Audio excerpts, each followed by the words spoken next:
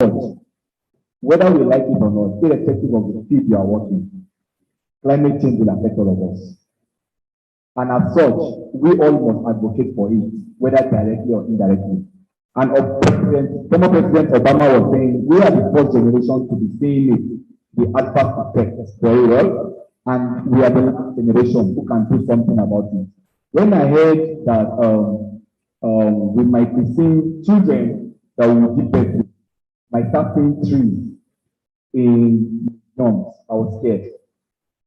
Trees that we are seeing now, and it's normal for a child to see trees, they will go to the museum to see trees. So I was scared, and that's called about change. But the only problem is this is negative change. Whether we like it or not, children that are giving birth to now, they will not understand hugging and shaking in years to come. Because we now teach them to chop knuckles or use the arm, and they cannot hug because of the pandemic. And it is becoming a core. It is becoming normal for us not to do those things. And they say hug is therapeutic. When you hug someone, it just person relaxing. And just the same way climate change is becoming like that. Very soon trees will become in museums and it will become strange. So how do we, as climate advocates or climate action takers or change makers, how do we work towards ensuring that this is the last generation that will face the adverse effects of climate change? Next, please. So I will, next slide. So I want to talk about sustainable leadership. Next slide. Now, not to waste your time with questions. Sustainable leadership is a process of influence that delivers direction, alignment, and commitment that aims to address social, environmental, economic issues to create a better world. All these stories say that if you apply sustainable leadership in whatever you are doing, it will help you create a better world. And in Nigeria, we have seen people jump from one thing to another because they follow the money. And so once education is having money, there is education. Now it's climate change, they run to climate change. Which shows they don't have direction. Like the last speaker shared, she talked about, is it jumping that she mentioned? She used the term.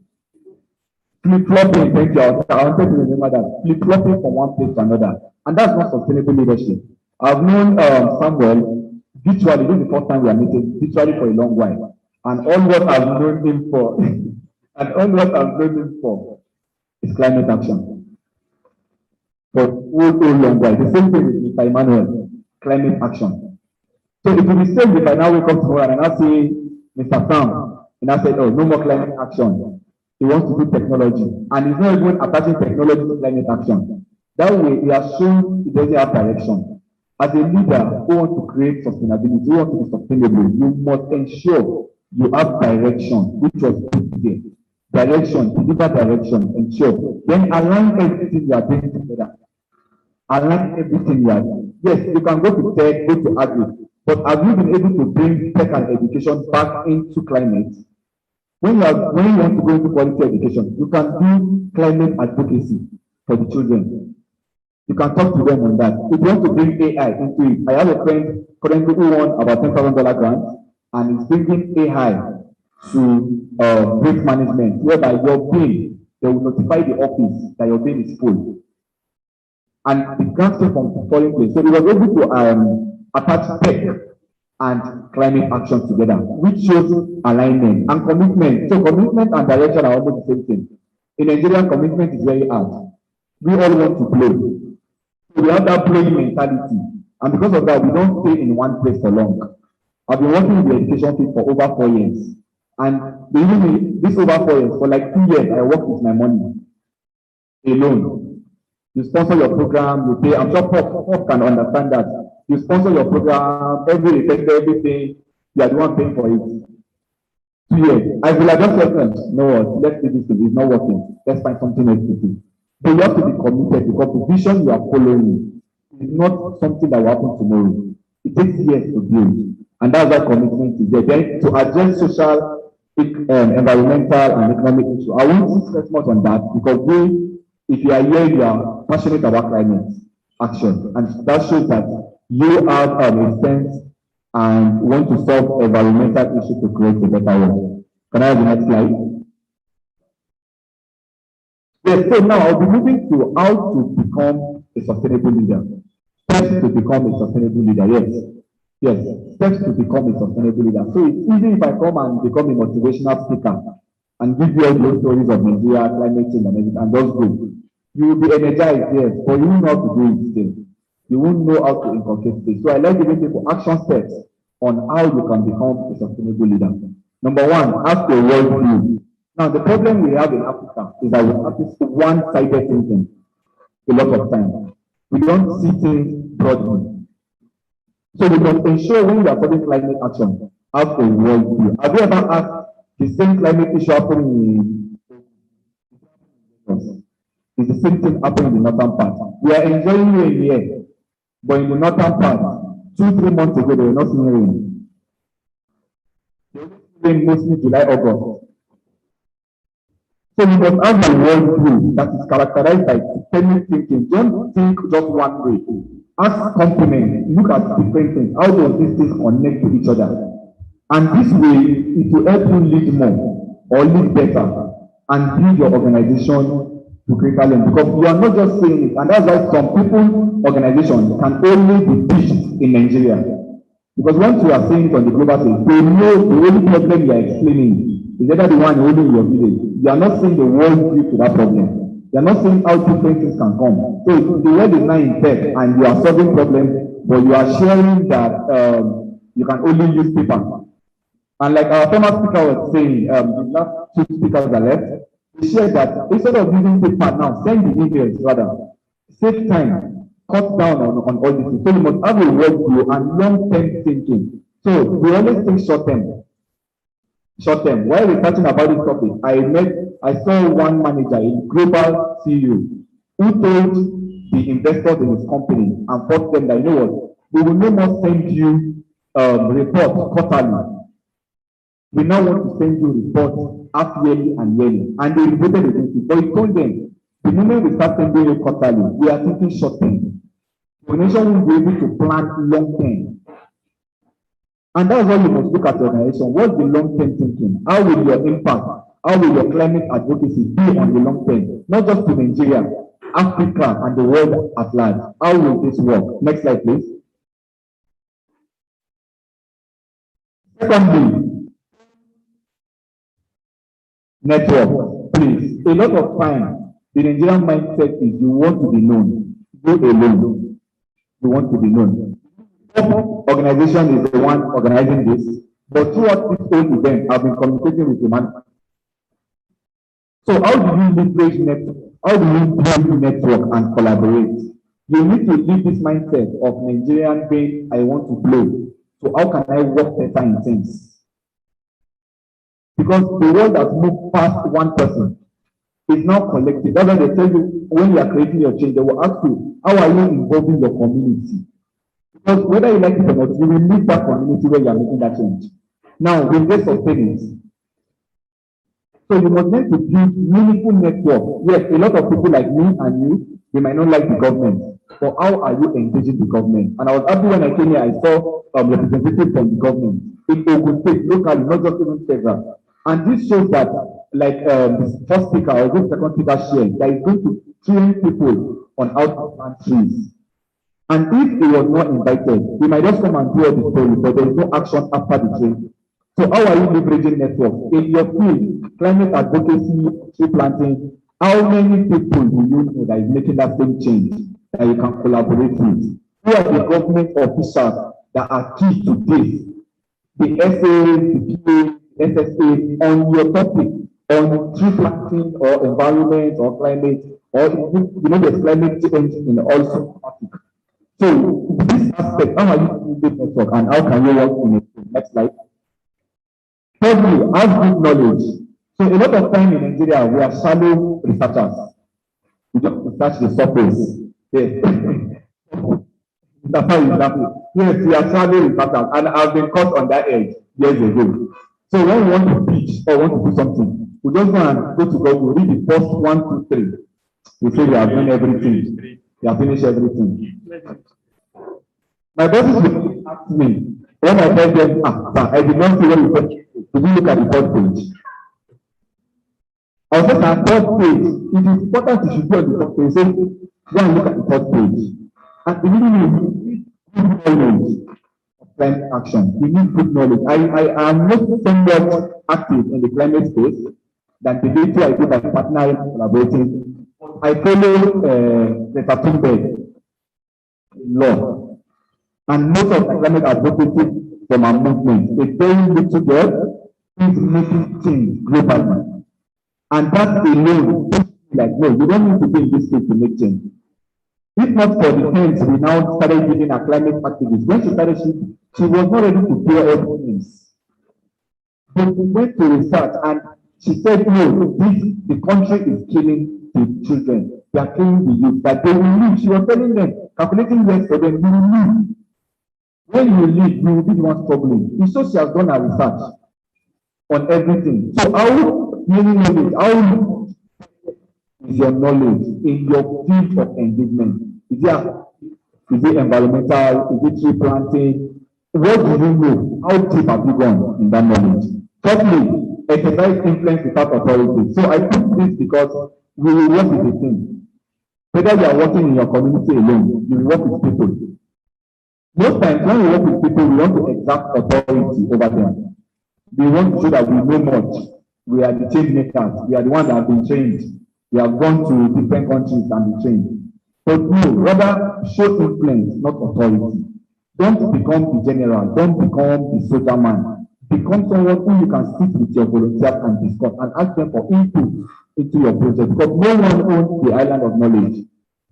And if you want to go far, if you want to create sustainable change, you always say something. You must interact with the community. But how you interact with them matters. So I can go to the community and say, you know what, I have this tech and I want to do this, I want to do that, I want to do this. That's my interaction. I'm showing them authority over the place because I have this and you must accept it. And they say, okay, no, fine, bring it. But after 3 years that I've left, what happens? It's not working. Like the story of those who went to do water in one community and they went to do borehole. Because they have done the need analysis and so they brought the very good foreign idea, why people looking to do borehole. And they notice after 3 months or how many months, the borehole gets spoiled. They will come and repair it, it gets spoiled. Then after they asking questions, okay, what is happening? Then the women now start telling them, you don't know that where we need to go and fetch water, that is the only time we have time to discuss with our fellow women. That's why they like going afar to fetch the water. And where the boy is related is where their husbands have meetings. So they cannot discuss. So you see, the company came and exact authority, not knowledge, not influence. But after they learned and they adapted, and this is what you should do in your community. And my last point for the is recognize the importance of leading yourself first. The last speaker, Mrs. Kechi, mentioned, how well do you know yourself? Some people don't know themselves. You don't know what triggers you. You don't know what makes you happy. That's why you jump into a project. After you jump into the project, you're already angry with yourself 1 month into the project. You know, this is like disturbing us everything. The truth is, you were not meant to go into that project. You just did not know. You just saw the publicity and wanted to join. So how well you need to know yourself. You need to know yourself to be able to act. You need to know yourself. So tingling, I won't speak too much on tingling. And so in conclusion, that my last point was actually know yourself, which are the five points. Please research about yourself. Learn to ask questions. Ask yourself personal questions. What triggers me? What makes me happy? And one question I like asking myself, what will I do without collecting money, even though they wake me up in the midnight, in the middle of the night? No sleep, we don't go to sleep. But if they wake you up, we will talk about climate change. If not, please find your niche. Know what motivates you. Thank you very much. Wow. I love what I'm seeing there. Think green. It's not that it's just the very green circle. Think green or think your own green. Like think green, meaning think sustainably. All right, a round of applause for Mr. Abasojo. So, the next person I'll be calling to speak to us is Dr. Young. He's not doctor by, he went to medical school. He's PhD that Dr. Young, yes. Please, a round of applause for him. So, Dr. Wong is going to be talking about, now we've gotten to the practical aspect of this our training. You can see Mr. Obasanjo was talking about climate leadership, right? There's no way you want to say you want to be a climate change person without having that perspective, having that orientation. It comes from the way we live our lives, right? So, but don't let me bore you. I know Mr. Fajamipo has done wonderful justice to that topic. So now we're talking about location mapping and survey conducting. You'll be wondering, what's location mapping have to do with what we are talking about and survey conducting? Mr. Dr. Young will let you know how that can, be put into perspective when it comes to climate action. Thank you so much. A round of applause for you. Good afternoon, everybody. Okay. Before I start, I first of all want to thank the organizers. When I hear about anything, we are in the social media age, the internet age, I Google. So I got to learn about what POP is, founder, who is late now, and then Mr. Emmanuel, who is the, Samuel Okori, who is the African ambassador of POP movement. You are doing a great job. I saw that you did a workshop last year, I think in Abuja, and I saw the pictures and everything. I want to thank you, please. A round of applause for Mr. Samuel Okoro. And to my brother here, Emmanuel. Since I met him, like I said, 3 months ago, he's a very passionate person. I've seen what he's been doing. I'll try to follow him up. So, thank you, Mr. Emmanuel. So, topic for today is location mapping and survey conducting. I won't be wasting time. I'll just quickly browse through it because time is fast spent. Myself, I'm traveling, I'm still going somewhere. So, I'm from Green Impact International. It's an NGO, an eco advocacy NGO. Well, I'm not here alone. I'm here with Ms. Adesimbo Oluwatobiloba. She's the Amazon coordinator of Green Impact International. Mr. Please kindly stand up for them to see you. Okay. So, this is who we are. I won't really want to dwell on this. Let's move. Location mapping. You see, the first thing I wrote here is, in planning a project, one of the key features or main questions to consider and answer is the geographical location of where to place this project. And it's very important. You don't just stand up and say, I want to do this project. Then, many more, let's do it. No. Please back to the question of location mapping and survey conducting. Location mapping and survey conducting. Next slide, please. Start making any choice on where to place your project. Very important is the objective of that project. It determines where you want to site your project. Now, it answers the following questions. Why are you carrying out this project? Then also the need to carry out the project, in that particular location. If somebody sees you carrying out the project in a particular location, you will come to that place and say, oh, I can see why you are planting trees here. Is that right? Does that true? Yeah, good. So, like I said, I'm not going to waste time. Let me quickly define, next slide, please. Define some definitions we have there. What is mapping? It's like to make a survey. The purpose is intertwined. We're trying to make a survey, for the purpose of making a map or having a plan, want to do something. Then to survey is to, determine and delimit form, extent, position, try to see, especially when it comes to land area, what it's all about. To survey to gather information on important features, property subjects that are important for the project in a land area, or population. So next slide. These are that definitions. Move to the next slide. Let me not waste time. Now, there are types of mapping. There are different types. There's the common one known as ground mapping. You can do sketch mapping. There's transect mapping, scale mapping. Next slide. There's the participatory 3D when you start using models to do your slide. There's what we call the GPS. This GPS is based using with satellite, using satellite to map out where you are. Then you have the using area and remote sensing images that from the plane. You start taking pictures. Like if you are somewhere in the sky, you take pictures to know the location, to know more about the location where you are, you want to site your project. Next slide. You have the multimedia mapping. You have the backward, one step back. The participatory geographic information system. Next, you have the PGIS. Then you have what is trending now, internet-based mapping. This one is based on the use of Google Maps. Google Maps is not only to show you your road map. I'm going to pitch you. How do I get to? No, you can also get, what do you call it now? Geographical using Google Map. You can also from Google Map, you know that this area is a desert. There's a river here. We have houses here. We have trees here. It is very helpful in terms of that. So quickly we move to steps involved in location mapping and survey conducting. Forward. Next slide. So the first step is a plan. While planning, you think about some of these. There are some of these questions you need to answer yourself. How large is the target area in square kilometers the area you want to site your project?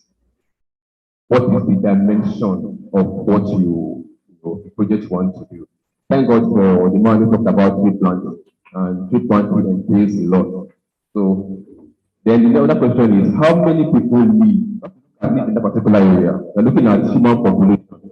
Aside the project, what is going to have on that, on the population, on that community. Then how many buildings and roads are in that area? Then what will be the main challenge of mapping this area? Like I said earlier, the second step is objective. The objective of why you are, doing the project. The objective determines where to place that particular project. Then the next step is the community entry. The community entry involves you going to that community. You want to cite a project, for example, in a community, in a village, in a rural settlement. You have to go to that community, have like a one-on-one chat with them. Because information from that community will go a long way while you cite your project. Your project to be sustainable and you are unable to have a proper discussion, orientation with people in the community, your project might not live long because it might just be there and they will abandon it. Then, next slide, site selection. Based on the objective, you have to involve members of the community in your site selection because they know more than you. They can tell you that when it rains, this is what happens to this ground, this particular area of land. This is what happens during dry season. So you still need, apart from carrying out you are a scientist, carrying out your own scientific investigation or research, you still need to talk to the community. The people in that community are key to what you want to do in citing your project. Hope you are following what I'm saying. Now, another point is how to focus on some. If you are going to go for tree planting, for example, or what we call green space, creating a green space, you want to know the topography of that land, the nature of soil you have. You understand? The source of water, and if your project has to do with waste collection, it should know that it should not be in a residential area. If you are going to do recycling, for example, you can't bring that to a river. The community might benefit from that river as their source of water for everything. Have water or in the residential area because we are dealing with the waste. So it's important to look at some specific features, all these features that will help your project or make your project to be sustainable. Then the next point is the layout, the layout using mapping tools. You now become a big professional. So if you're able to employ the services of, a surveyor or somebody who can help you, now use mapping tools to see that, so that in case you do a particular project, you don't start having issues. Or you don't, like the man that was talking about tree planting. He said they can be mention that you can plant a tree that area is not meant. I'm trying to, recap what he said. That area, for example, is not meant for that kind of tree. You mentioned it. Something like that applies. So it's important to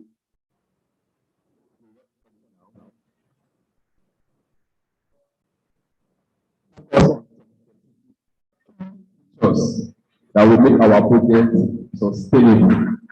Then the next thing is for you to now carry out your project. Whatever you want to do, after you have gotten all assurances, carried out your survey, you've spoken with the community and everything, you carry out the project. Then after the project, then you start doing your evaluation and assessment. Then we will go back to some slides now, Mr. Samuel. The book I talked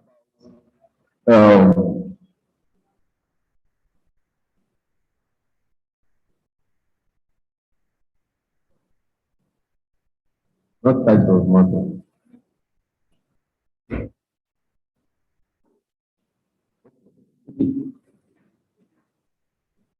Well, still that community entry, involving the community.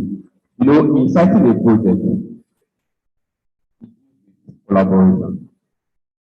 You don't just wake up and want to do a particular project without looking for the people who you ought to collaborate with. You don't want to plant trees somewhere where it not go with the government. Understand? Or carry out a project in any location that does not go with the government. So it's important that you also make an arrangement with ministries in charge, the agencies who can also help you. So that don't make a mistake of you are doing something today, the next day it's being uprooted. Hope you get my point. So back to where we stop, then you evaluate whatever you've done. After that evaluation, we say thank you here for listening. All right. I have to rush because of time. Thank you. Thank you so much once again, Dr. Young. Like I said, you might be wondering why is there a need for mapping, right? So if you look at this program we are doing now, let me use the word of Mr. Samuel. He said they discovered that Ogun State is a good place to come and do a project like this. And I can tell you that they are not wrong. Or do you think they are wrong? They are not, right? So, and for subsequent programs that we also will be conducting, I can't want to say I want to do a tree planting project. And I go to a school that has probably up to 100 trees already. And there are schools that they don't even have one tree. You understand? So, and these are different methods we can use to do our mapping exercise. Also, we can also use them to do our reporting exercise. I hope you know that when we have conducted the project, we can use this mapping tool to also do our reporting exercise, like the internet mapping we talked about. So we can say we conducted this event at Commerce House, right beside the governor's office. We can use Google Maps to depict where this particular building is and put that report online. And if people want to say, okay, where did they do this particular project, they can go there and look at it. We can do a tree planting project and say, we planted a tree in so place. And people will say, let us see if truly these people planted this tree. And I hope you know with Google Maps, you can actually see the trees, like live and direct. So that's also a means of verifying the information you have provided. And also a means to tell people that what I said I'm doing, I'm actually doing them. All right. So I'll be calling on Samuel. To also, I know we've been learning from him and myself to also, give us his own part of this program. But Mr. Samuel, we have spent time so much. Myself, you, and Mr. Ito will be spending 5 minutes each. 5 minutes. Please, can somebody put me on stopwatch? Watch. So, good everybody. My name is Samuel Siokore. I am a public mentor and ambassador for Africa, and also a global speaker on climate and environment. And OBG is one of desiring that I will see him actually. So I'm really actually the picture I have of me is different from the person I've seen. The person I've seen is more handsome. But the picture I have of him is not actually handsome like this. Okay, so it's really an opportunity to stand before you all to talk today. And then I know we don't have much time left. I now have 4 minutes left. Okay, so I'll be speaking to us about strategic advocacy tool. Okay, I have a slide, but it's going to take a whole lot of time. Okay, so I started my advocacy in 2007. In 2017, sorry, not 2007, 2017. In 2007, I was still in secondary school or so. So how I started was a man from Poland, an executive resident in Poland known as Adam, during COP24 or so, contacted me that I should carry out an advocacy exercise whereby I engage my community writing on a carbon paper anything I want that represents climate. So I shared this story. I've shared this story over 1,000 times because that is what keeps me going. And when he told me that I have a perfect picture of what I wanted. Now, when he told me that I organized a group of guys in my estate and I told them this is what I want to do, I told them a week before. Like each day I meet them, I also reminded them, guys, time is getting close. They were like, okay, no problem. So on that day, nobody showed up. Like everybody just decided to disappear. And if I wanted to give up, I would have said, no, I don't want to do this anymore because nobody is going to pay me. It's my time, it's my energy, it's my resources. So all I had to do was I had to transport myself from my estate to First Town to start begging people, please hold and snap with me. Please hold and snap with me. And then I can remember some persons were like, that was December, and towards December period, some people were like, I will use the picture for Monday ritual. I will do this the picture and all that. So, but at the end, it was a huge success, and that was the stepping stone for me. I know Mr. OBJ has spoken about using money to carry out projects. In fact, I am part of the people that I can tell you I used my money to the point that my account was actually left with 1,000 naira to carry out projects. Because in the organizations will tell you, in fact, they will give you the assignments. You do not take the money and print the letter. You do not take the money and go to. In fact, there was an organization that made me an ambassador, and they are not telling me I should do this, I should do this, I should do this, and I was asking them, please, this rule is it that there is no money to even give volunteers? I was not like, it's not for me, it's for volunteers, because to a point I was getting pissed off. So I had to use my money to pay volunteers. I had to use my money to do a whole lot of things. Volunteers that move around with me, I had to use my money to feed them, to transport them and all that. So I was really frustrated. Each day when I want to give up, now this is the perfect future I have. I want to have my own forest. I want to have my own conservation center. And I want to have my own greenhouse. I want to own my own greenhouse. That's my vision. And if I want to give up, I see. So strategic advocacy to number one, identify the problem. If you listen to what I say. Somebody saw the problem in Nigeria. So the person wanted me to bring it on a global map. So he helped me identify the problem and I live based on it, regardless of the cost. Two, youth mobilization. Once you can be able to identify the problem, mobilize people like minds, just like Emmanuel. Somebody introduced me to Ife, which is Esther, introduced me to Ife. Ife introduced me to Emmanuel. You see, that is mobilization. Now, nobody knows me in the picture. I'm not even in this picture, but all of us know who Emmanuel. And like you said, power of networking. So don't think you can do it alone. I often preach this wherever I go. Leverage on that partnership, that networking. You must not, your name must not be there. This is the person that is doing it. Forget it. Just make sure you leverage on it. And also stakeholders. They are really key. If they are doing advocacy, stakeholders are really key. So don't think without stakeholders you go far. In fact, don't even try to fight the government because you kill yourself. But instead, leverage on advocacy. In advocacy, you have dialogue, you have negotiation, you have appeal, you even have protest, which is peaceful. So when you leverage on these advocacy tools, it helps you to know the right way to do your thing. Just like the people we brought here now.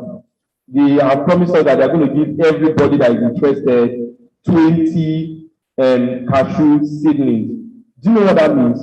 Imagine in my farm, imagine if I have 40 like this now, or 20 or 10. 20, 20, 20, that is how many? About 120. And you plant 120 cashew in your farm and you wait for like the next 3 years. Wow. That is networking. Imagine we all come together and say, okay, let's meet these people for them to give us a land. They will give you. You can access land. Let's just say you want to meet them for them to give us a land. And we are coming as a group and we tell them, you came to this training, you also trained us, and we need a land. So can you give us a land after this training? We give one to nurture that place. They will. You know, in Osun State, they've already started telling me that I should come and take land if I want land for anything I want to do. That is because you leverage on what you have. Leverage on stakeholders because they are the ones that provide you with these things. Now, once you leverage on stakeholders, after stakeholders too, you leverage on collaboration. Okay, NGOs. Because when we are carrying out this project, we are actually leveraging on partnerships because we know that we need it. Leverage on partnership, NGOs. Okay, please, so this is what I want to do. Even if they cannot give you the money, they can give you the network. I've carried out the project before without any money in my purse. Without like 0 naira. 0. But guess what? In that project, we even prepared t-shirts. We had refreshment, we had transport. How did it come? I don't know. But I know I did not do it with my money. That is the thing, bro. And I know nobody gave me fiscal cash. That is another thing there. But I know the resources we needed was available. And in advocacy, focus on your niche. Like the first, like the last, second to the last speaker spoke, Mr. OBJ spoke. I'm also saying, focus on your niche. See, I've been in that position whereby I'm jumping from one place to another. I'm a certified and licensed human rights instructor, human rights and gender instructor. I'm licensed by an organization in US. So, but I discovered that how can I leverage on this niche, on this gender and climate? So I try to build a platform whereby I know that how does climate affect gender? Are you seeing the niche here? So period, not go today, you say, okay, even though you're focused on education, you have to say, how does climate link to education? What can you do with it? So you find that climate, because I've also discovered while working on the SDGs, I found that climate cuts across all the SDGs. It's just for me to map them into the right place. So that you're not running from one place to another. Today you are in gender, tomorrow you are in energy, tomorrow you are in health, next tomorrow you are in this. So please. And the last thing I would like to say, and also motivate us as youths, is that without you, I will not be here. Always try to know that you are as important as every other person. You are as important as what? Every other person. Because what you have, I don't have. And what I have, you don't have. So we need each other to do what? To survive. So leverage on that very, very well. And if there is anything you need from me personally, I am always free. Like I keep telling people something. It's not all about me. In any project I do, I tell people it's not all about me. We've carried out the same project in over 6 states in Nigeria. And whenever I go, I tell them, I'm not the one to fix this thing. You're the one to organize this project. You can ask experts here. When we started planning this project about 2 months ago, if I'm not mistaken. So it's not all about me. It's not all about my name here. If you check on this, is POP you know, and Emmanuel. You don't even. I don't like putting myself in the picture. I like being at the background, at the what are they calling it? Back share there. Yeah, bench, just like this, bench warmers. I like warming the bench. But besides warming the bench, you know that just like John Maxwell says, 360 leadership. Besides warming the bench, you must not have this particular position that you are the one doing this, but make sure that your role and your impact is felt. Thank you very much. Sorry for the last speaker. I don't know, Mr. Ife. Please, we don't have much time left.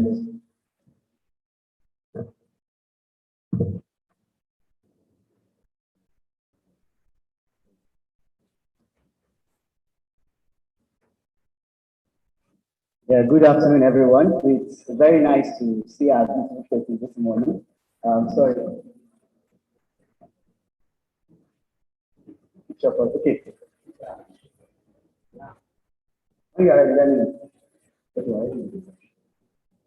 So I'm here to speak on the topic, a very short topic, and it's all about monitoring and evaluation. I wouldn't be using any slide because this is just for us to understand what it means as we be embarking on this project we are talking about. So previously they were talking about tree planting, tree planting, tree planting. And for this to actually come into place, we need an M and E. For every project to be done and to be successful, it needs an M and E. What is an M and E? An M and E is just a track for you to measure, maybe you have been able to achieve that which you have set out to achieve in the first place. Now, I would like to say, before this program was done, there had to be an M and E. An M and E, they will be conducting, okay, how many people are reaching out to, which was the 30. What are we planning to conduct at the end of the program? They are trying to sensitize youth on climate change and how to tree planting for climate change. Now, after identifying that, then they look at it. What are the things that are needed also to be able to carry out this program? Then they look at it, okay, we need siblings, we need how many schools, how many locations we want to plant this, how many places we want to do this, do that. So M&E is just basically for you to monitor your process. Now, I'll tell you how you can perform your M&E. This M&E does not only apply to us. It applies to every project you want to do. That's why we see that some of us, we embark on projects, we are not able to make it get the success out of it. We embark on things and we are not able to actually achieve that which we set out to achieve. Number one, before we go there, you have to identify 3 things. Very important. What is the problem, the solution, and the successes? Now, after identifying the problem, like we said, coming together here now, sensitizing the youth, knowing more about climate change, that it is more than us that we are set here. Now, what is the solution?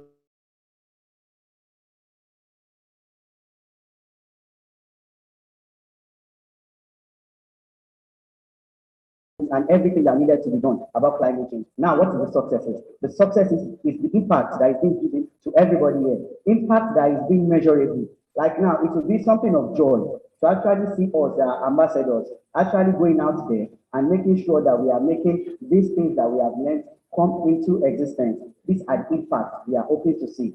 So I would like to go further into explaining what are the steps in which we have to do to be able to actually perform our M&E. And I also like to say this for every program, before it even begins, I would say you actually be somebody that would be in charge of M&E. Because being an organizer, you cannot even monitor everything yourself. You cannot see some lapses that are there. So you need that M&E staff. Many of us don't do this. Let's be sincere with each other. We don't actually bring an M&E person for him or us to actually check or monitor the program. So I would like to, not to waste much of our time, I would like to tell us the first step is identify problems, goals, and objectives. What are the problem goals? What are the goals? What are the problems? What are the things you want to achieve? What is the objective of you carrying out this program, this project? Number 2 is define indicators. These indicators are just step by step. I wish we had more time. I would have talked about process of evaluation. So the second one is process, defining the indicators. Now, for every program, we have the process indicator and we have the outcome indicator. The process indicator is the one that shows you, okay, well, for now, we invited 30 people, but we are not up to 30. We actually, these are some of the indicators the M&E is supposed to have been carrying out. Okay, what is the reason behind this thing? Why is this happening? Why is this taking place? Okay, that's the process. Starting from, is this message reached out to everybody that are invited to come? Is this message going to everybody needed to? That is the first one. The second one is the outcome indicator. For the outcome indicator, you actually just see what you have done, what is the impact, Like for instance now, like I said before, the impact is actually being going out and making sure we are getting this done. So the impact indicator is going to show you, okay, am I doing this right? Is this being done? Is this actually being done very well? Then the third one is define data collection mode, method, and timeline. Now, for data collection and timeline, we are talking about what does it take for you to get your data intact. And I wouldn't like to, many of us that are doing projects, we don't know that data is live. Oh, sorry, I'm not advertising it, but just let's say that we understand that data now is live. I could actually say that just not to divert outside the topic, but I would just actually use an example which I noticed. Actually, when I became state coordinator of Young African Leaders Initiative, I actually said, okay, we're actually not being able to do what we wanted to do. We're not reaching out to people we were supposed to reach out to. Then it occurred to me that, okay, how can we do this? Then I started making email marketing, which I learned. So I started sending out emails. So in as much as your data is with us, you get an email from your Young African Leaders Initiative. Whether you are performing a program with us or anything, these are things where you gather data that you'll be using for your projects. Because as we are sitting here now, we are young people that are interested in this climate change. Let's say, for instance, somebody comes in again and says, okay, we need data of people. We want to organize this. The organizers has the data of everybody here. They could easily reach out to you and tell you that, oh, are you interested in this? Are you interested in that? Can you do this? Can you do that? So you have to organize how the method which you want to collect your data and the timeline. There has to be a time frame. For every program, there has to be a time frame. Then number 4 is identify the M&E roles and responsibility. Like I said, right from the beginning of every program, project, who is your M&E officer? Let the M&E officer know, and I'll tell you, the M&E officer, well seated here now, they actually the M&E officer too, but usually it is better to look for somebody else. This person is the one, like I said before, moving around, checking it out. What is going on? What is happening? This person is everything that is happening here, even your body reaction is noticing it. Who are the people? Okay, let's say for instance now, we went for a training and they were told, after doing the training, they were told that we're going to select people that were going to further and do the training. That was a chamber project, this chamber we are in. So after that, there was somebody that has been monitoring everybody. You cannot know the person. But even it happens, not even in the program, it happens everywhere. They will tell you that, okay, we need 50 people, and out of these 50 people, these are the people that we are going to take, and it becomes the puzzle. Even in leadership schools, getting to the best of the leadership schools, then they look at you. These are the people that will be monitoring everything that is going on. And these are the people that will make it known, is this thing achievable? Has it been achieved? It's not that we are just doing the project and we are not achieving it. Is this project achievable? Then the last one is create an analysis plan and reporting template. As we all are here right now, I'm sure based on the POP, not the state one now, based on the whole POP, based on Samuel Okori, I think there should be a feedback to everybody. At least we shouldn't just come for this program, which I know we'll be doing. And it's not that we just come and we forget the program. There should be a report, a monthly report, a monthly sensitization for everybody to be aware. Okay, the project we came to even sit down for, where has it been actualized? What has been done so far? And I'll just tell you that learning this, I'll tell you that we all should try to implement this in our day-to-day activities, in our project which we set out. I know there are so many of us into many kind of projects. I would advise us that even while studying for this particular thing, I could see that even while we are applying for things, these are even the monitoring things we are supposed to put in there. You start even with your application for things. What is the problem? Like I said, the solution, the successes. These are the 3 things that are involved and also involved in the monitoring. So with this, I'll just say thank you, everybody, and thank you, the organizers. Thank you so much. Officially, we've gotten to the end of today's session. Please, a round of applause for all our speakers. Officially. We're going to be the last speaker, but I'm not going to be telling us anything. I don't have anything to say. But I just know that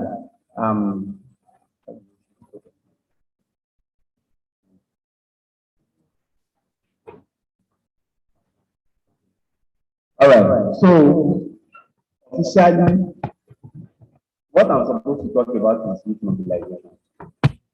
And I will not really be saying much about it. I will just dwell on the speech of Father Patrick Ngoyi, and he said we should collaborate and we should partner. As young people, let me be frank with us. Achieving something in a terrain such as Nigeria is not easy. But the only thing you can use to scale some of those hurdles is leveraging on the skills and relationship you have with other young people. For this event, if you have not leveraged on ourselves, this event will not have been possible, right? So please and please don't forget, this conversation continues. When we close officially, we'll be doing like a short roadmap. What are the projects you think we can carry out for people who would like to stay behind to do that? We'll be doing that, and we'll also be trying to work on a roadmap that we can follow. So not to take our speakers, I know they are leaving, not to take their time. Please, let's just have an official photograph with our speakers. And okay, let's just take 2 minutes to talk about something and we are done. So that's that. So hello. Now, Emmanuel did something hilarious that I really loved. Now, he sent a mail to POP about this bag. And where is the bag, please? About that bag. And when he sent that mail, one thing about POP that I really love is that POP is a family to me. Like, I love Pop. This year, this project has cost me 4 good jobs that I declined. Jokes not. All paid, in fact, some with allowances. I'm not joking. I'm being honest, handing it for you. Earlier January, in fact, December last year, I received 2 job offers in Lagos. I turned it down. January, I received 1. February, I received 1. I turned them down. And it wanted to bring a serious issue in my family. That am I mad? Project I've not even seen anything. I'm turning and all that. But I love what I'm doing, and I'm living for passion. I'm living for purpose, so that when I'm not on earth anymore, I know that there's a trademark that people could actually look and follow. And Emmanuel is doing something innovative here. This is jeans. And I just want to ask us a question. How many of us have jeans we are not putting on anymore? Let's be sincere. You have that jean that you don't want to wear again, that is bad. Raise up your hand. How many of us has disposed jeans before? Raise up your hand. Be sincere. You've thrown away jeans. How many of us have cut the leg of our jeans to make it short knicker? I know what you do. I know. Okay. Now, please, this is Emmanuel. Jeans. Submit it to me or get his contact. We can use this to make school bags for kids. Now, this is a prototype. It has not gotten to the full stage. So it's more like you say, this is what you are looking for. This is also a prototype of what you are looking for. Pop, when he wrote to Pop also told me that I should go through this bag, assess it, and I really love it.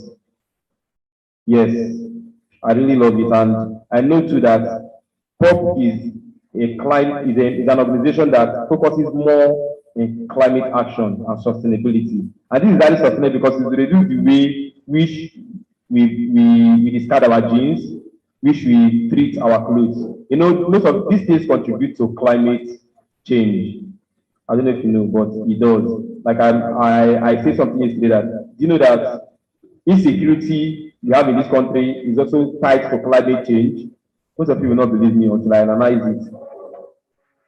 Okay, so please, let's donate. And also, this video is being streamed. I'm also saying to Pop, this is the bag. This is the bag from Mr. Kilaso Emmanuel. And it's really okay. And I feel we could also work with him on this bag. Thank you so much for this. And then we are really grateful for having everybody here. Please, we'll select 10 persons after now. And I'm really intentional with those 10 persons. Thank you. He has been monitoring you people. They will select 10 persons. So on behalf of Bob, on behalf of Yale Ogun, on behalf of Nasima Youth Entrepreneur, on behalf of Secure Cycle, on behalf of all our facilitators, speakers, on behalf of all the wonderful participants, I want to say a big thank you to you all. And like I said, this conversation doesn't end here. It continues even after now. I know some of you will reach out to me for your 10, maybe 20 days of coffee. Or won't you? Don't worry, I will collect it on your behalf and plant it in one of the lands I have in the village. Thank you everyone. Thank you so much. Thank you so much. All right, so let's have a good photograph with our stars and we call it a day.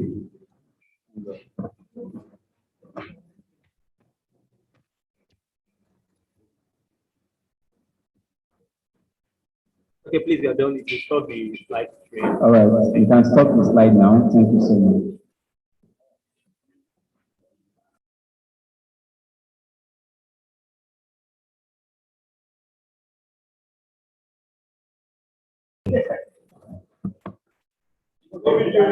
Thank you so much for all those who stream online with us. Thank you so much for your time. And then we are done for this 2 days training, and it has been really impactful. And we had a whole lot of turnout. Even all our guests came, and then we are really grateful that today has come to an end. But nonetheless, the 10 youths that will be selected here as well, we'll try as much as we can to engage them. And then something that we're also doing as well is in this place we used, we will also have a landscape in this place we used. And in the next 1 week, we will have a result of that landscape. I've already contacted the people that is going to do it.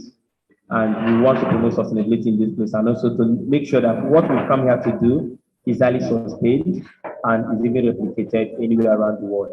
So for all those who are watching us live currently and those who are going to see this video later, we are really grateful. Some of our sponsors, the Youth Climate Fund, and also we also have people from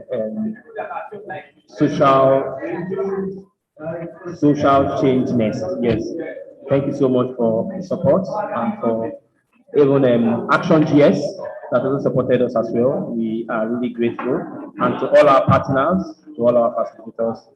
From me to you, I say thank you. And to my lovely family, the Pop family, I say thank you so much for everything.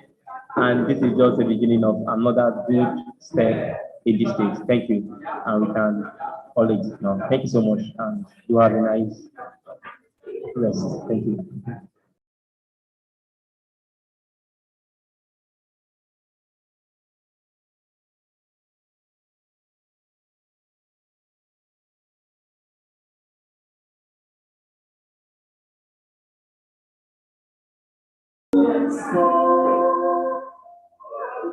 Time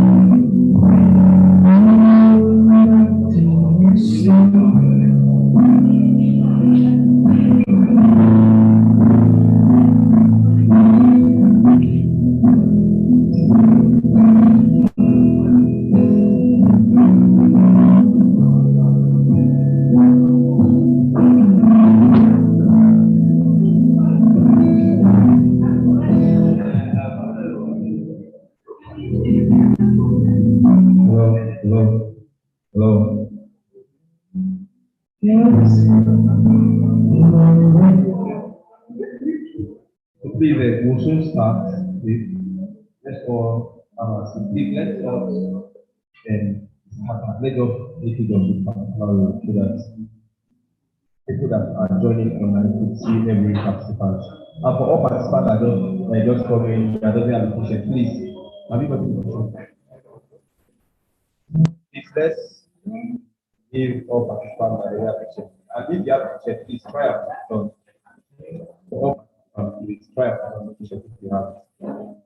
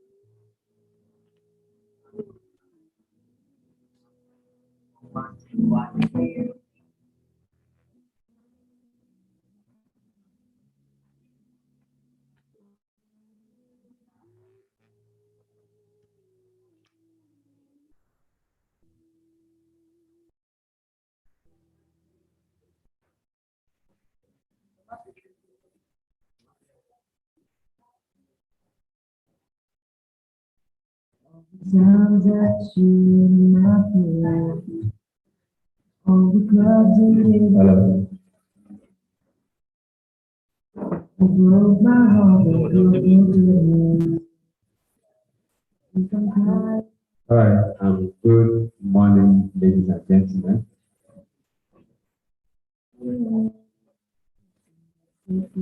Good morning, ladies and gentlemen. Like we are speaking.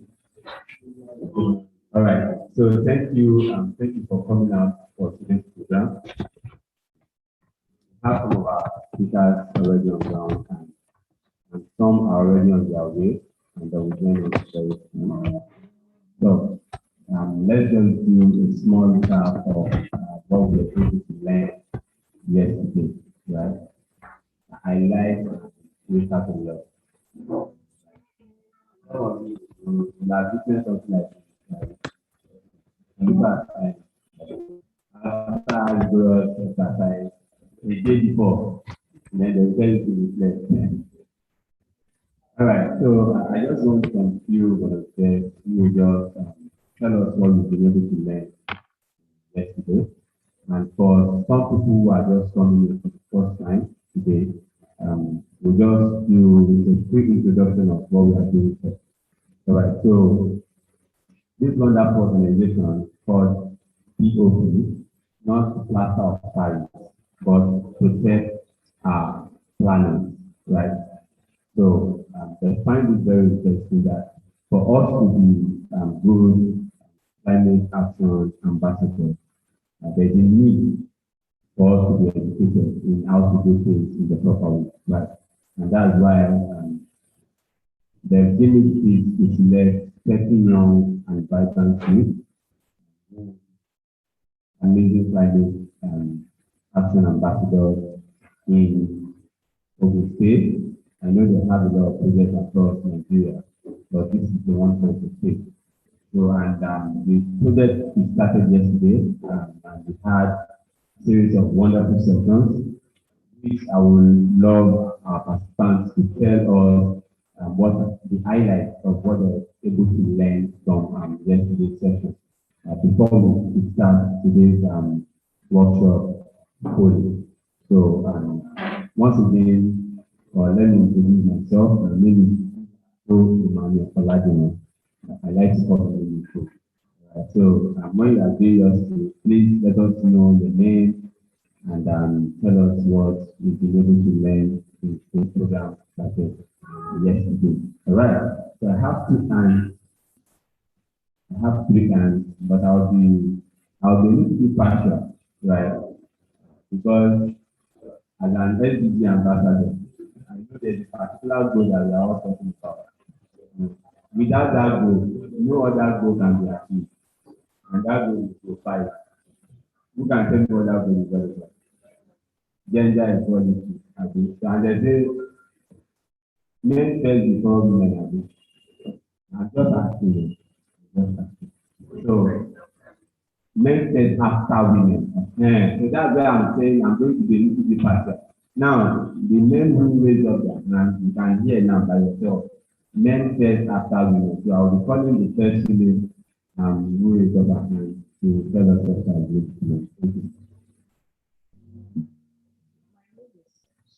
Yesterday, I was able to get from the first speaker who was talking about how some people have tend to bypass their state to harvest trees that they said they should not harvest.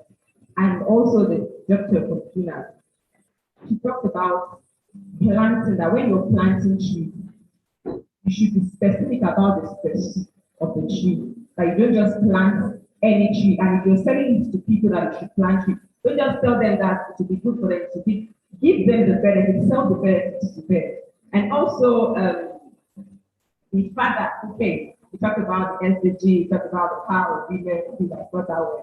And also the last speaker, Ogwama, talked about the recycling and what Ogwama has been doing and intends to do in the state.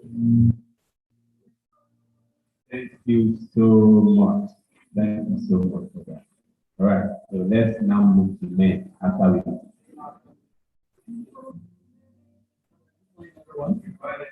My name is without equivocation, I would like to commend the speakers of this, to be honest with you. Know the information.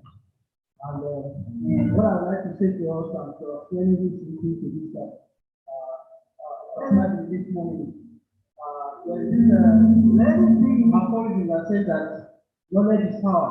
But it's actually a distorted belief. Knowledge is not power. It is the application of knowledge that brings about empowerment. So the question I want to ask us is the information we got yesterday.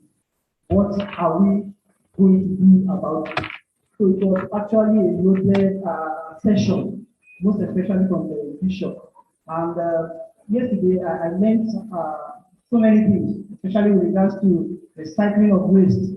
Also, it is very ideal for us to know that we as human beings, the environment is very, very crucial, very important. And there are some things we do as humans in the environment that are detrimental to our health. So he was talking about the recycling of waste like plastic, and that this waste, of course, they are not degradable, and so it should be recycled. And also, instead of trying to litter the whole environment, when this waste is being recycled, you can use it for so many things, such as clothes and other things. So the doctor has spoken yesterday was saying that, okay, the representative from Ghana was saying that what we are seeing is waste, but what he is seeing is wealth. So it's waste for wealth. So It is very, very vital that we take this thing seriously and to be an advocate of the management of our environment. Thank you.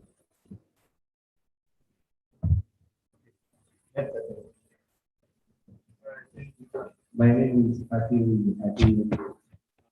Yesterday, the speakers actually to everything pertaining to yesterday. I learned from these Obama people, and then the issue of you see waste, you say well, is actually key because over time people just do things around all these bed whatever. So all around, and then I was made to realize that these things can actually turn to wealth. So and then also, Father said something yesterday that when you see the problem, when you see the challenges, your English, your vocabulary cannot solve it. You need to get to where you can make policy. You need to get to where that you can make law, in which all these things are actually governed by policy. Then, if you want to get involved in politics, get influence among them. He said something that if we want to carry out any project, we must make sure that there is a law and policy that back it up. Once there is no law, once there is no policy that back it up, then you fight for it. So it's actually an awesome moment yesterday. Thank you. Right. Thank you so much. Good morning once again, everybody. So we are about to start the program fully. And before we do that, I would just like to invite our other guests and speakers to come to the item. So I would like to welcome our speaker who is representing the Honorable Commissioner for Agriculture in the person of Dr. Abiola Otedo.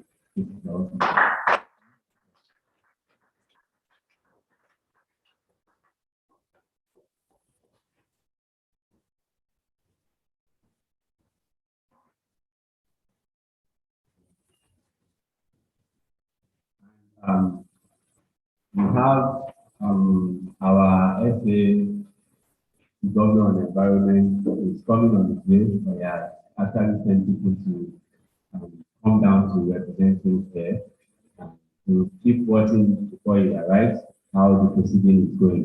Please, I would like to celebrate them here. They are sitting down here. Please, a round of applause. And last but not least, I would like to welcome our amiable senior personnel that just came in. He has been a father to us. He has been an undergraduate student, and he has been mentoring us in social development and issues, and trying to model what the United Nations is doing. So we have our new source in the person of Ambassador the United Nations Information Center officer. This is one of our.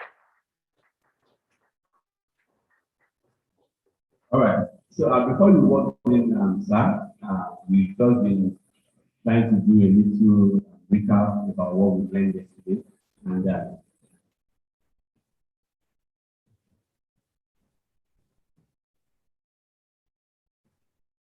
all right, so we are just trying to do a recap of what we learned yesterday, and before the proceeding starts fully, I would also like our ambassador to also get to hear what our trainees have been learning yesterday before we start the program fully. So I know some of us have been talking about what we learned yesterday, but I would just like to also do a recap of it for our ambassador to also hear what we have been doing so far. So I need some volunteers.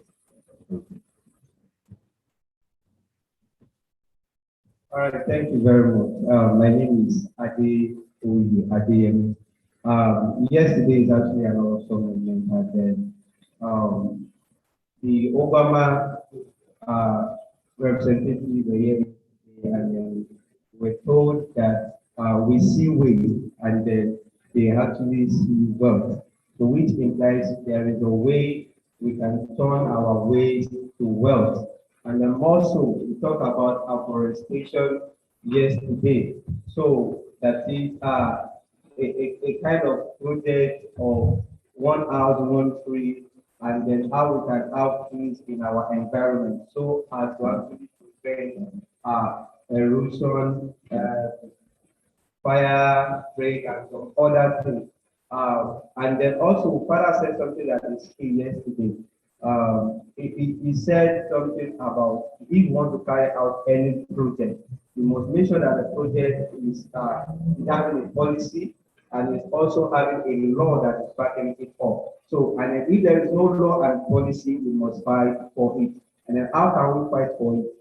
He said we must ensure that if there is, we see a problem, we see a means of having a change, then we need to get to a place like a political setting to get involved and influence our society. Thank you very much. All right, thank you so much for that. A round of applause. I would like a female to also tell us what you've been able to learn yesterday. Okay. Okay. Yesterday was really a wonderful experience for me, and I'm sure a lot of us will testify to that. So there's this quote by Prof. Wu. People who do not sustain trees will soon live in a world which cannot sustain people. Dr. Yasua, she mentioned that. And she said that tree planting is one of the key things we can use to restore back our climate. And she put us through different processes and procedures in how we can plant trees and some other projects like that. So Father said something yesterday. He said that in all these goals, we need each other. He made key mention of partnership, that without one person, we cannot achieve it. We can achieve these goals together. That means we should work hand in hand. And also, there are a lot of things, but not that I can still recall for now. All right, thank you so much. A round of applause for her. So the way we have arranged our speaker for this event is so that everybody can speak and build foundation. While when others speak for they build on that foundation. And one major reason why we brought Father Ngoya yesterday is to make us to understand the place of partnership and collaboration as young people. Him being one of the leaders of civil society organization in Nigeria. And I believe as we stand now, every one of us have a good understanding of why it's very important for us to partner in wherever space we are working with to achieve goals. And this morning, our speaker in the person of Ambassador Soichwe speaking on the topic we have given to him, he talks about youth and sustainable development goals. Now, why did we invite Ambassador Soichwe? The one of the reasons is because Agenda 2030 is not talking about our parents, right? Because by 2030, most of the people we have in power might have gone to the land of no return, right? But for all the young people, that is when we are going to be in our prime. And if we don't start engaging in developing our society as at now, when we get to 2030, it might be late for us to do something meaningful. And the moment we start doing this, we also be able to pass it down to the next generation. So with a sounding ovation and round of applause, please welcome Ambassador Soichwe.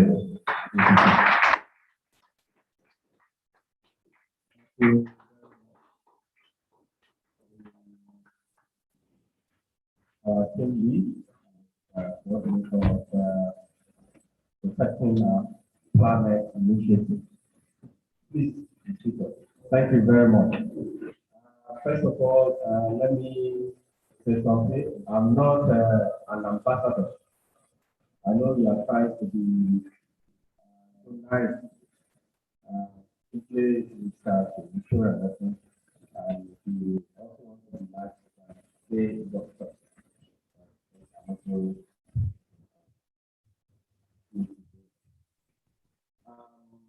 The topic is youth and sustainable development is quite up at this time.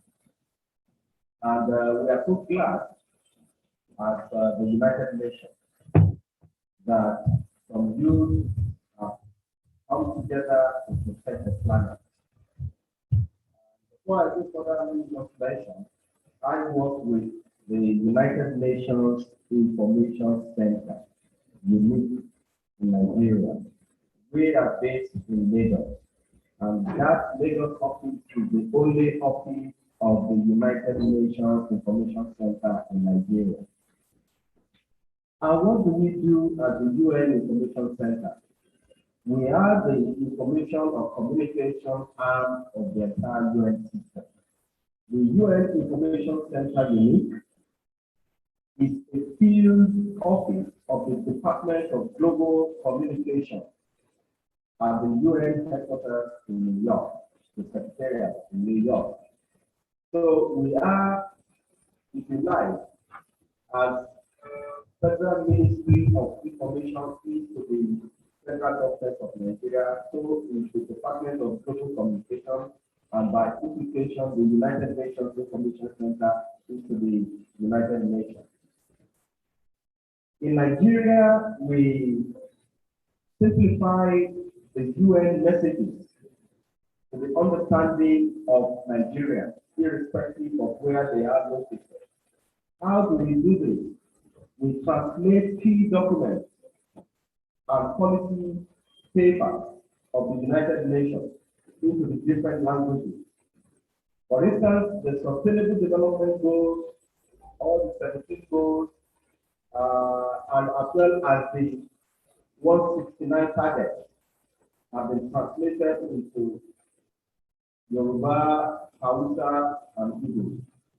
We also went a step further. It translated into Pidgin English. So we carry out excursion, outreach activities in schools, secondary schools, as well as universities. And we encourage schools to carry out excursions to our office in Lagos. Many schools, they organize excursion trips to the United Nations Country office in Lagos. And this is not restricted to the secondary school alone, universities, especially the Department of International Relations, Political Science, International Law, and allied disciplines. They do come on excursions to our office in Lagos. Beyond this, we engage with civil society, as we are doing today with POC. We engage with media, have media outreach activities. So we do a lot in the realm of communication and information. Today, we are talking about sustainable development goals. How many of us, of course, I know I'm speaking to the cover, but is there anyone who hasn't come across the SDGs? Anyone? You all know about sustainable development goals. Is that correct? Yes. And you are aware of the 5 P's, right? Yes. What are they?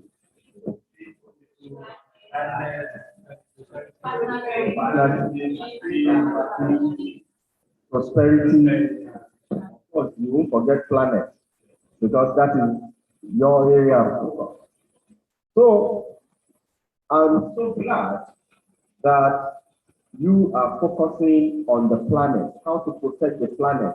This has wide range implications, because It has implications on the environment. It has implications on the climate. We are talking about climate action.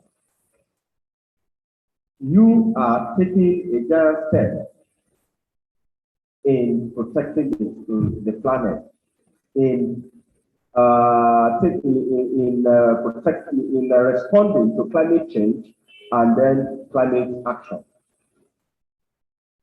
When I'm sure probably all of you are aware of COP26 that is coming up in Glasgow. Are you aware? That conference of parties on climate change. It's taking place in Glasgow, Scotland in November, starting 31st October to early November. This is where all advocates, the member states of the United Nations will be converging to talk about the climate change, to talk about climate action. What can we do collectively to protect the climate? But beyond what we can do collectively to protect the climate, you know, the Sustainable Development Goals was adopted in 2015 by member states of the United Nations. And the SDGs took effect in terms of implementation from January 2016. 5 years have gone. So we are in the last 10 years of implementation. The United Nations has started these last 10 years as the decade of action. That is, these last 10 years in the implementation of Sustainable Development Goals, we must take action. And not just that, we must mobilize action at the collective level as well as individual level. Let me just go to my notes. So with just 10 years to go, the United Nations has launched the Decade of Action, an ambitious global effort to deliver the 2030 promise by mobilizing more governments, civil society, businesses, and calling on all people to make the global goals their own. A 10-year-old student today will be 20 years old by 2030. A 15-year-old student will be 25 years old by 2030.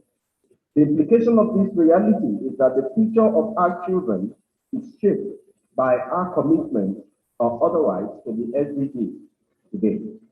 Therefore, we cannot afford to fold our arms, doing little or nothing. Everyone has a role to play in the achievement of the SDGs by 2030. As individuals, as a school, as a community, a religious organization, a private sector organization, a civil society organization, and of course, as individuals. The decade of action will mobilize everyone, everywhere, demand urgency and ambition, and supercharge ideas to solutions. I was so glad when Emmanuel was speaking and the gentleman there, as well as the young lady there, trying to recap what happened yesterday. They all spoke about individual actions. They spoke about how you can plant trees. You don't need a community to plant trees. You don't need an association to plant trees. All you need is your individual commitment and resolve to say, yes, I want to plant a tree. Maybe a tree in a month. I'm just using that as an example. So action towards the SDGs require innovation. Getting the young boys and young girls on board the SDG train demands innovative ideas that will interest them, and by extension, that will interest their parents.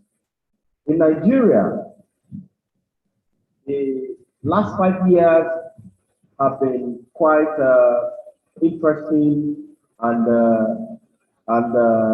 also fulfilling for us as UN Information Center. When it comes to our actions to push further to the front burner of public discourse and also ensure that young boys and girls instill the spirit of sustainable development. So in our quest to leave no one behind, we have developed and produced the braille version of the 17 goals and the 169 targets for the inclusion of the blind. We understand that this was the first in the world at the time. We translated, as I mentioned, all the goals and targets into major languages. We implemented, or rather, we carried out a campaign in Lagos and also in Ogun State with the support of the Ogun State government, a competition called Arts for SDG. This competition was aimed at getting students in public schools and private schools in Ogun State to explain or demonstrate their understanding of the sustainable development goals in artistic form, whether in drawing or in poetry, or in drama. And we received very creative responses from our students. In 2016, we also ensured that the theme of the Model United Nations conferences organized by schools in Nigeria were rooted in the model, in the Sustainable Development Goals. How many of us are aware of Model United Nations, Model UN?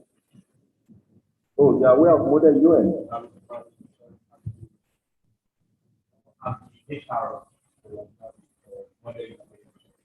Or which one? Which one?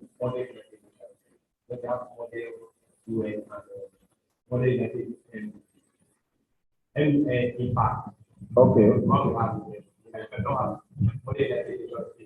Okay. Okay.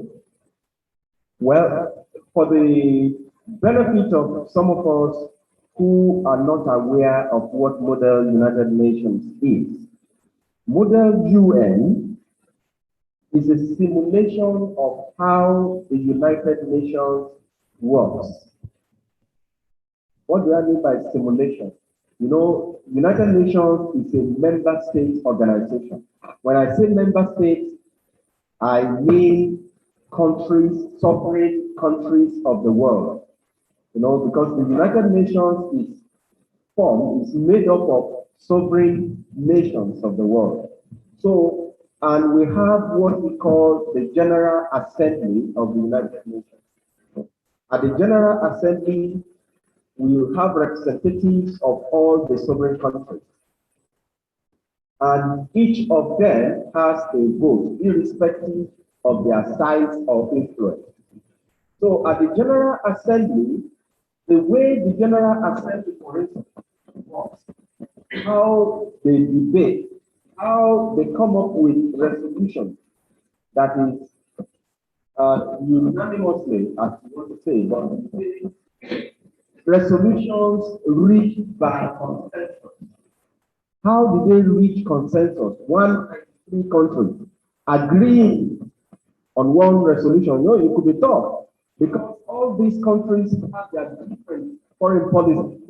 For them to be able to shift ground, for them to be able to look and get a common ground, for them to be able to negotiate and reach a consensus, it takes a lot.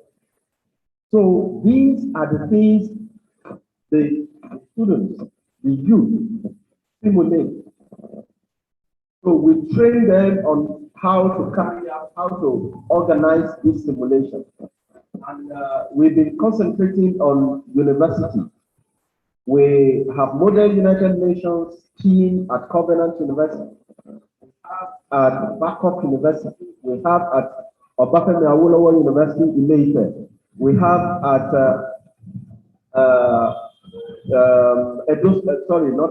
University of Benin. In fact, that happened early this week on Tuesday.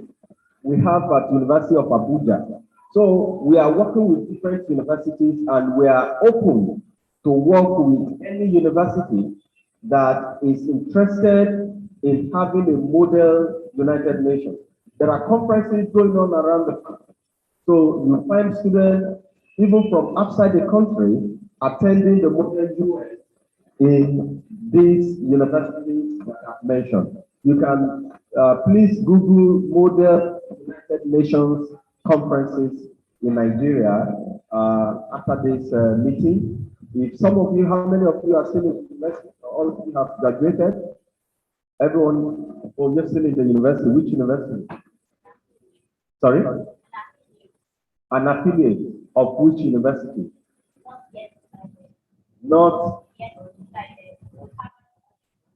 Okay, yes, please.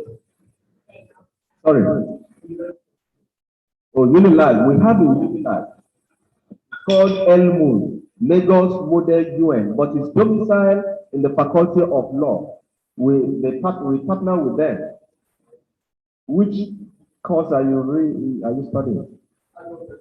Adult, okay, you are the first people on the right when you enter the main gate. That's the education faculty. So the point I'm making is that even at Unilag, in fact, Unilag is one of the adopters of model UN. They are the oldest in the entire Southwest in terms of when they started.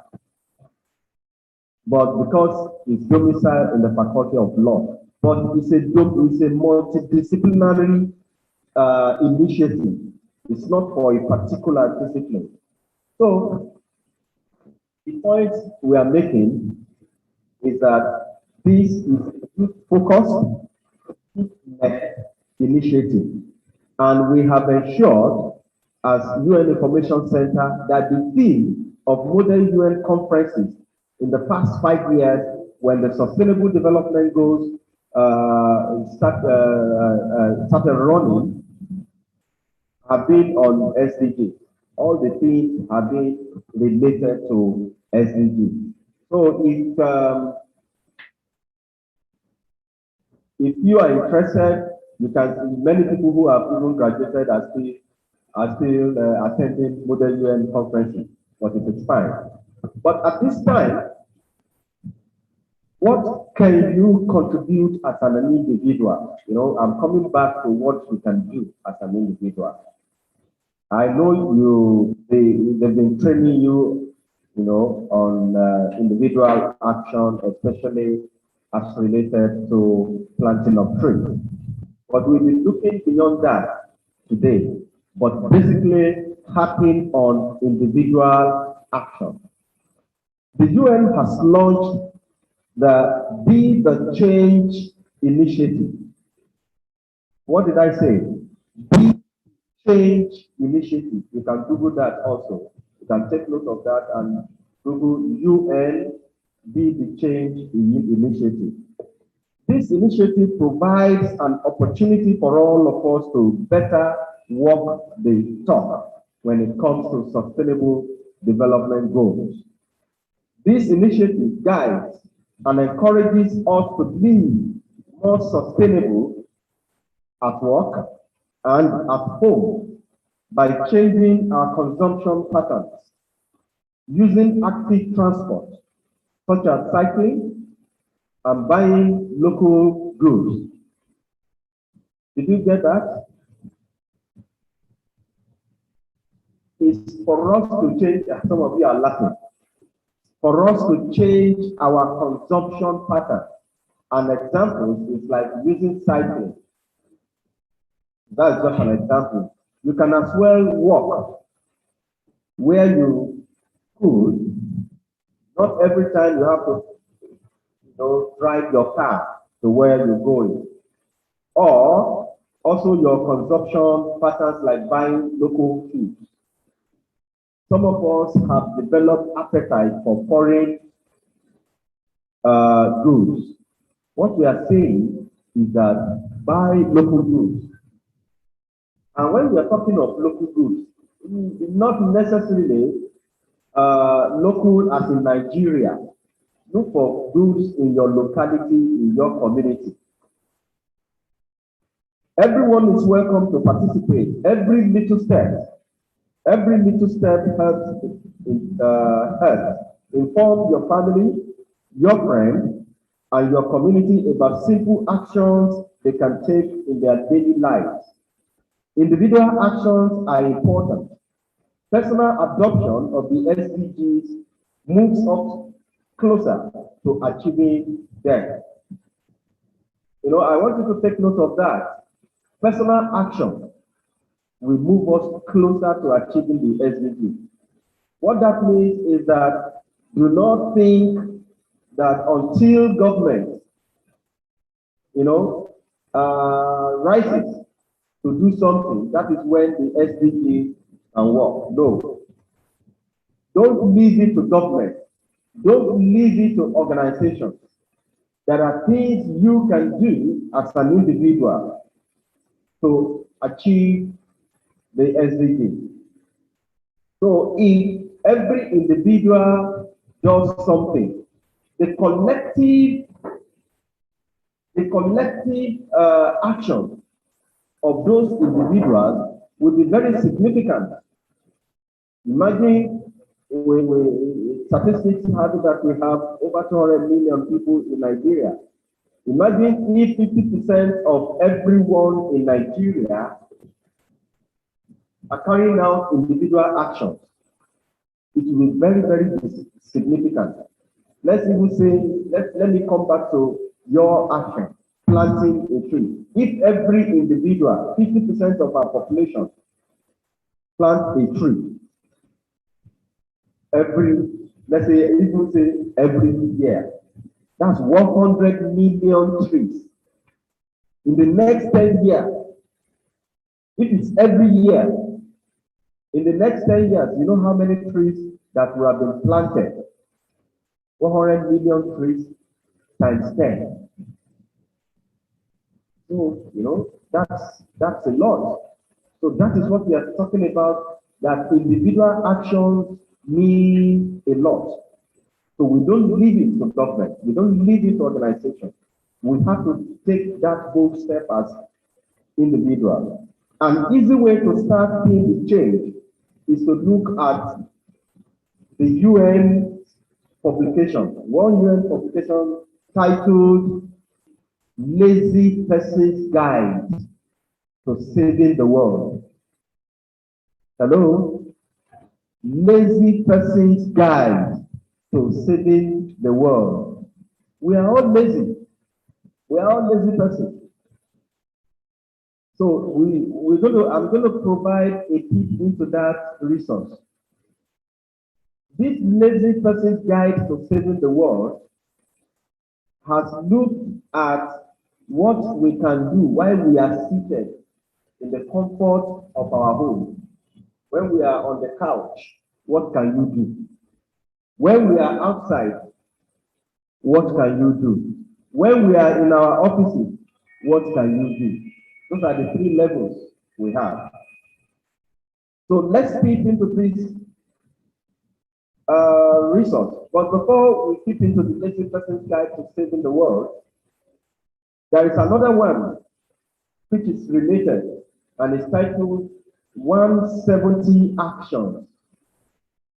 170 Actions to Transform the World.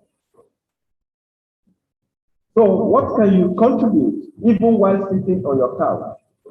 You can save electricity by plugging appliances into a power strip and turning them off completely when not in use. How many of us remember to switch off the lights in our homes this morning before coming? Yes, and I'm so glad to hear that. How many of us remember to switch off the sockets before leaving our home? The sockets, the extension box, the socket was on. So this is what we are talking about. When you switch off your lights off, even for a second, for a few seconds, it saves more energy than it takes for the light to start up, regardless of the bulb type, whether it's energy saving bulb or not. Also, Stop paper bank statements and pay your bills online or via mobile. No paper, no need for forest destruction. How many of us are still receiving bank statements through our mail? You are still receiving. You don't need it. Because you just tell them you don't need it. They will send it to your email and you can access through your email. You know, when they send to your email, they won't, you can't just click on it and it opens.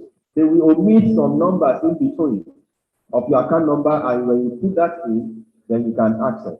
So these are some of the individual actions we're talking about. Other things you can do at home include air dry. I'm coming back to the ladies in the house. Let your air and clothes dry naturally instead of running a machine. You don't need to use the air dryer. Hello, the women in the house. When you wash your hair, let it dry naturally. You don't need to plug your hair dryer and do it just to dry it. That's an example of an individual action, because by allowing your hair to dry naturally, you are saving energy. If you do wash your clothes, make sure the load is full. You know, when the capacity of the washing machine, every washing machine has the load capacity. If you put, just because you have uninterrupted power supply, just few clothes, the one you use today and tomorrow, you just put it in the washing machine and then you are washing. The washing machine will use more energy when the load capacity is not optimal. It will use more energy. That is what is being said. And you can as well help your friends or other occupants in your building or in your flat. Do you have anything to wash? Because what we have discovered, honestly, it happens in my house too. And I've been, of course, I've stopped it. And the children, they wash at different times. Nobody is talking to one another when they want to wash. You find that this one is washing. They say, I also have something to wash. Then after that one starts washing. No. Pull together, especially when they are not colors that wrong. So that is the point being made here. If you take short showers, it's another individual action. You know, we are still talking about what you can do to save the world, to save the planet at home. Many of us, because the water runs, you know, we stay 30 minutes, 1 hour in the bathroom, under the shower. Take short showers. Because some of us watch home videos so much, and we have access to bathtubs in our home. You want to fill the bathtubs, dip yourself inside it, and because in the last movie you watched, they put flowers inside that water. Maybe the Z world. They put water. Some of our boys are smiling, and the girls. So you use more water when you use the bathtub. It requires gallons more water than a 5 to 10 minute shower. And eat, I know this could be difficult, less meat, poultry, and fish. More resources are used to provide meat than plants. Then what can you do outside your house? As a young man and young woman, young boys, young girls, things you can do outside your house are to bike, if you have access to it, then or walk or take public transport. What we have then save the car trips for when you've got a big group. You know, in this climate, there is a party, you want to go to a party with friends. Of course, these friends also have cars. Everyone wants to go with his or her car. So what we are saying is that we can pool together, take one or two cars that can take the six of you instead of everyone riding, because each car will emit carbon dioxide. Each car will still pollute the air. So the less car we have on the road, the better. Now use a refillable water bottle and coffee cup. So what we are saying in essence is that you don't need all this.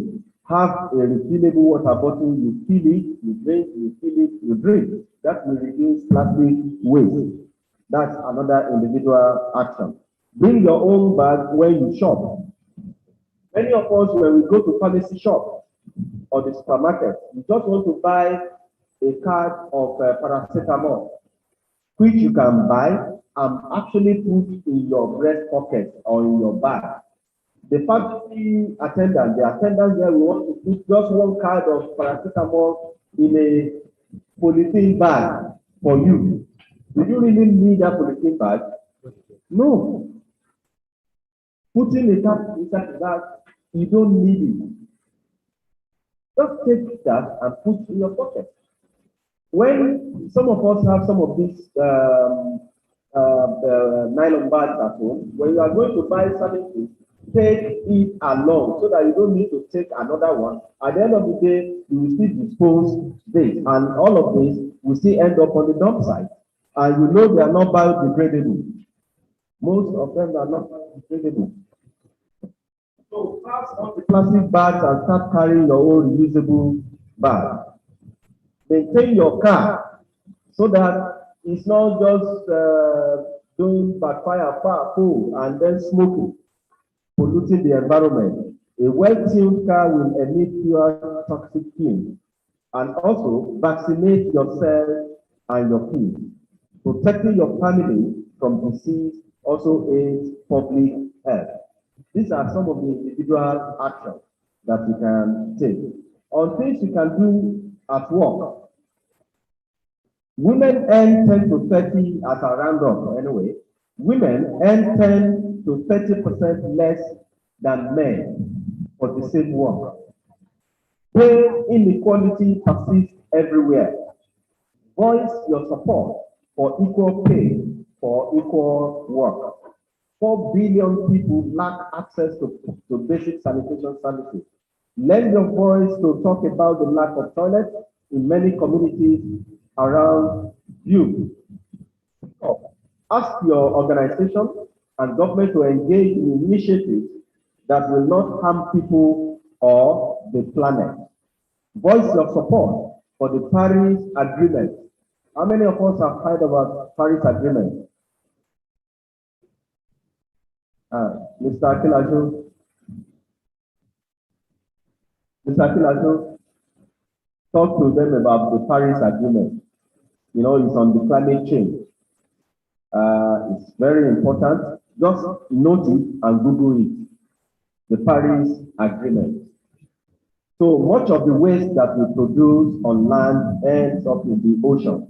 So while we are talking about individual actions that will reduce plastic waste, it's because according to our Secretary General, the UN Secretary General Antonio Guterres, that if we don't take action now, there will be more plastic in the ocean than fish by 2050.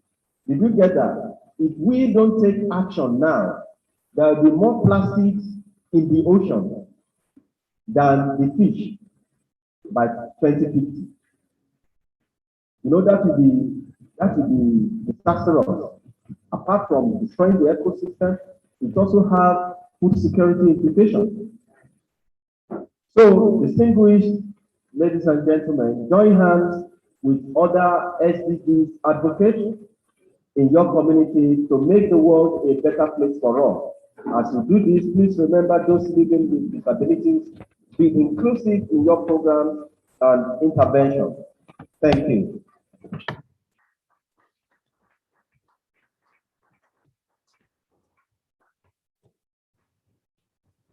Thank you so much. A round of applause. Thank you so much for this wonderful presentation, sir. And one key highlight for me, sir, when you are speaking about Model United Nations, myself, I've heard about Model United Nations for a long period of time, and I participated in one, and when Young African Leaders Initiative were having their summit in Africa. But I discovered that aside from Covenant University that you mentioned in Ogun State, I think we don't really have more universities who are participating in Model United Nations in Ogun State.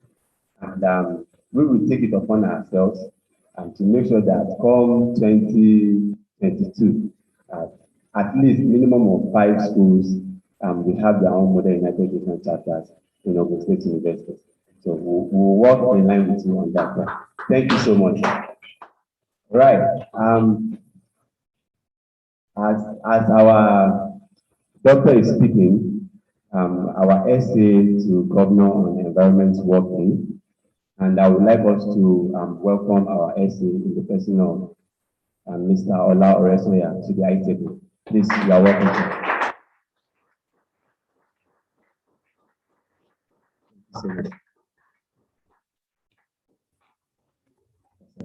Before I proceed at all, I would like to tender an humble apology. I would like to tender an humble apology to our participator who is representing the Honorable Commissioner of Agriculture and the person of Dr. Adiola Odedino. He has been here even before we started. And sir, we are very, very sorry, sir. He was actually supposed to present yesterday, but due to miscommunication, he could not present yesterday and he was actually even here. So, but today when we are starting, we have to start with Dr. Seicho. Sir, we are very, very sorry, sir. Apologies. We are your children, we are learning. And I believe the more we do programs like this, the more better we will become in our planning. We are very, very sorry, sir. Apologies, sir. So please, with a standing innovation, please help me welcome our speaker representing our Honorable Commissioner for Agriculture. Thank you.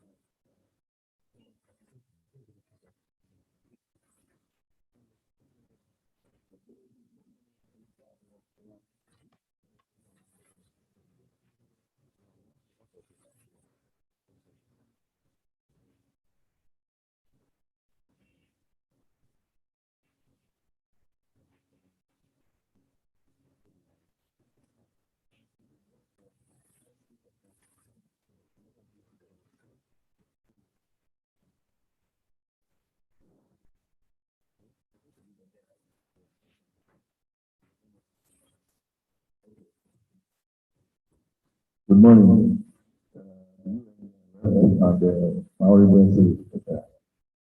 My name is James Oyusola. Like I've been introduced, I'm representing the Honorable Commissioner of Agriculture, Dr. Adiola Odedino. But I want to let you know that the person standing here, I'm from Ogun State, but I'm the National President of the United Nations Environment, the Ecosystem-Based Adaptation for Food Security Assembly, the NEP Paposa, Nigeria. You can take your time, just Google www.epaposa.org. It's among them, Global Adaptation Network. EBA. Have you heard of EBA before? Ecosystem-based adaptation. It's one, apart from the mitigation, we are talking of adaptation. And the whole thing now is the ecosystem-based adaptation. So these are the treaty that my personal self is living in Nigeria and even in Africa. It's taking place in 54 countries in Africa. So having said that, the topic here before me is to say something about sustainable agro-tree planting.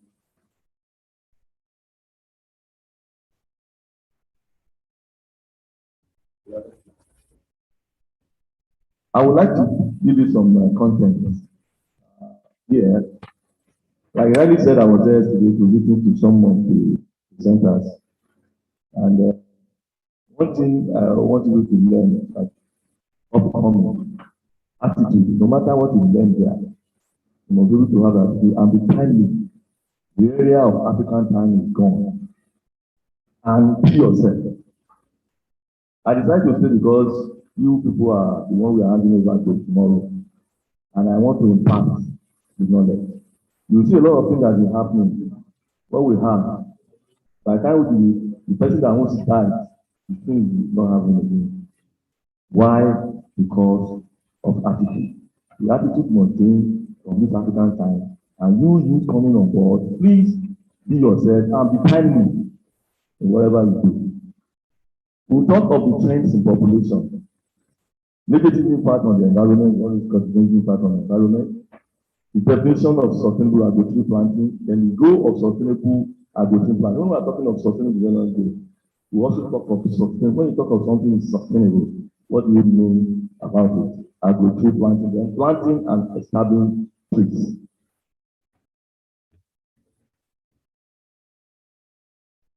That's the trend.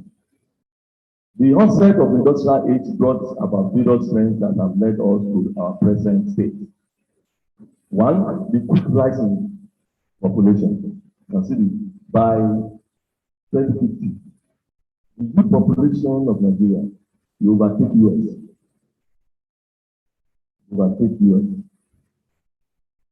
If you have opportunities and Google, the change world is presented by this energy group. That's a kind of compendium, essentially what will be the population like. And Nigerian youth, population of Nigerian youth, will take US. I think. Some of these people like the greater need for the production that we are talking about, farms require to produce more. We need to produce more. And as we are doing that, a lot of adverse events, deforestation, degradation, desertification, all these things are coming in. Because now, because of our physical economic development, we have to work, do a lot of things. We want to do school, roads, because our populations. So also, we also need to feed. And that's why the farms require to produce more. And when we want to produce the clear forest, the clear land, there's a time we use shipping cultivation, but because of the population growth, we cannot afford to continue to have the land to the south before we now go to the other one. So the farms require to produce more. Then another one is increasing urbanism, that is urbanization. Now who will live the village? Lagos is contested, even in Abuja. When you go to us, even Port Harcourt, Cross River, you can imagine because of the population explosion. Those are the trends. Then widespread ecological impact. All these things lead to what? Ecological impact. Part of it is ecological, political, and economic ethics. Negative impact of these trends. What are the negative impacts? Our current intervention has resulted in numerous negative side effects. See the picture here. Environmental damages. One, reduced biodiversity. What do you mean by biodiversity? In the forest, there is so many species. Because we degrade the forest, all those species are going to extinct. That's what we call our what? Our biodiversity.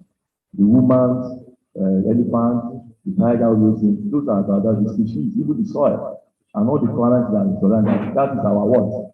Our biodiversity. But we have done what? Reduce our biodiversity because when you want to build school, you have to clear the area. You want to farm, you have to clear. You want to have some roads, you also clear. And also, we are moving into destroying our what? Biodiversity. Habitat destruction as well.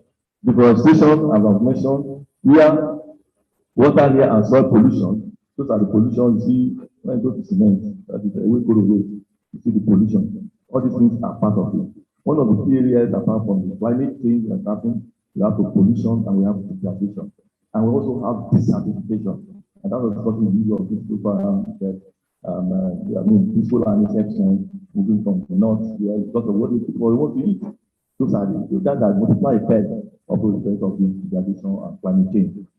Someone mentioned standardization, that's what I've just mentioned, desertification. Climate change, one of the key areas, is all encompassing. And we have the decline in water resources and land supply. Let me say something. Because of the impact of climate change, erratic nature, we all dump boreholes here and there.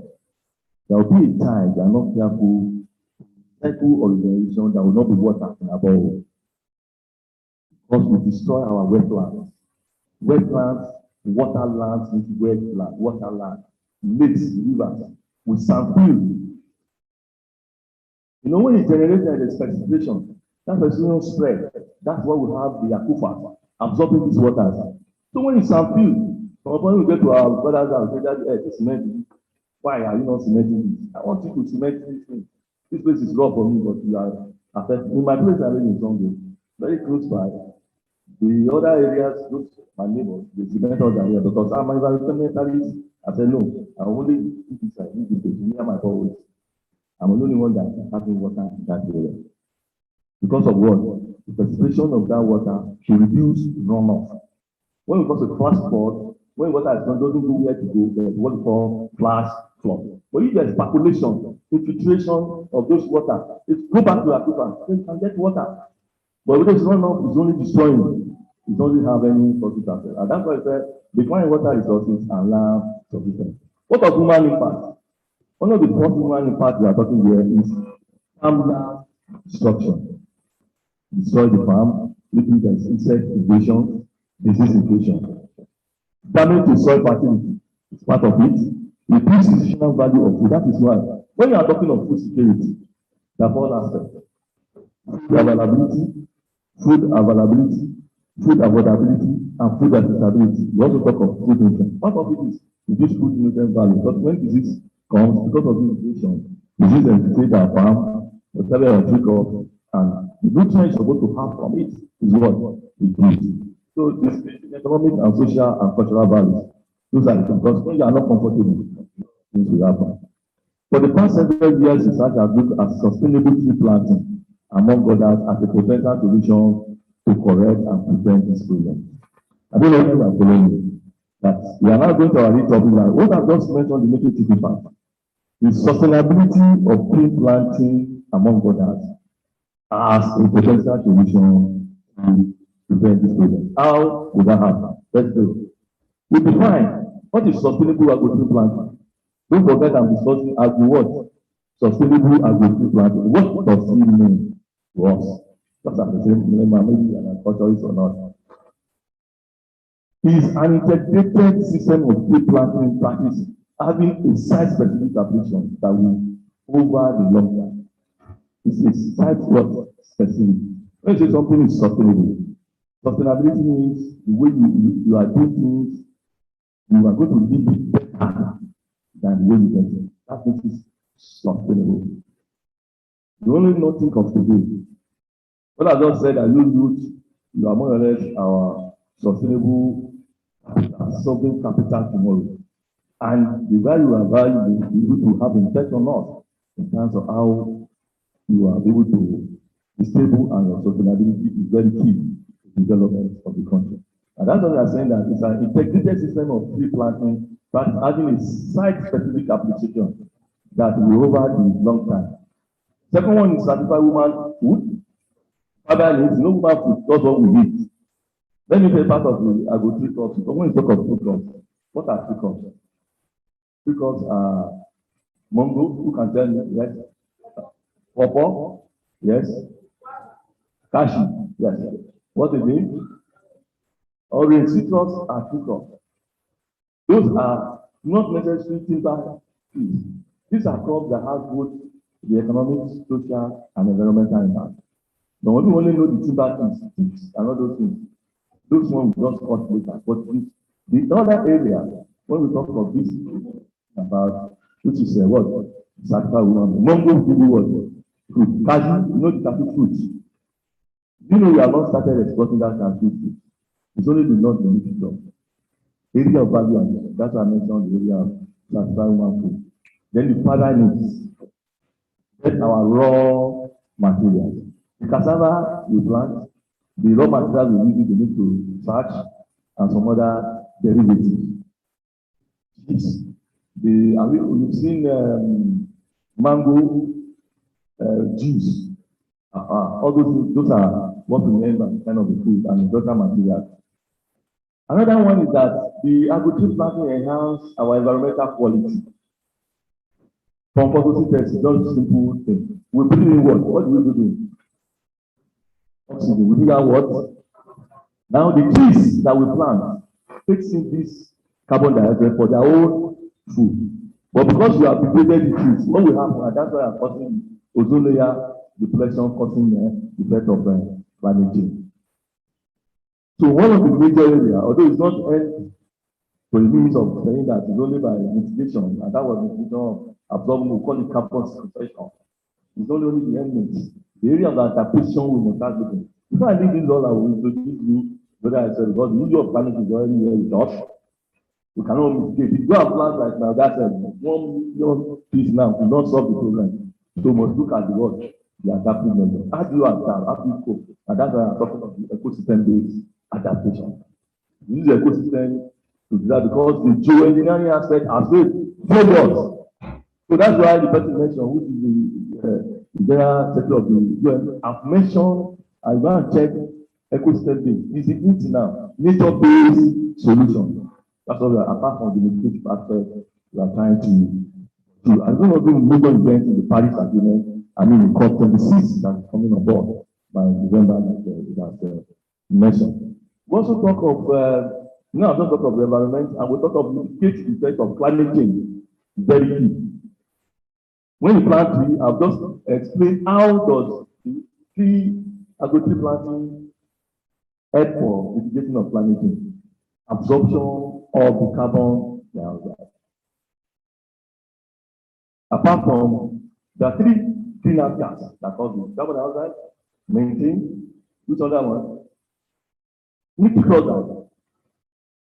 Those are the major 3 greenhouse gases.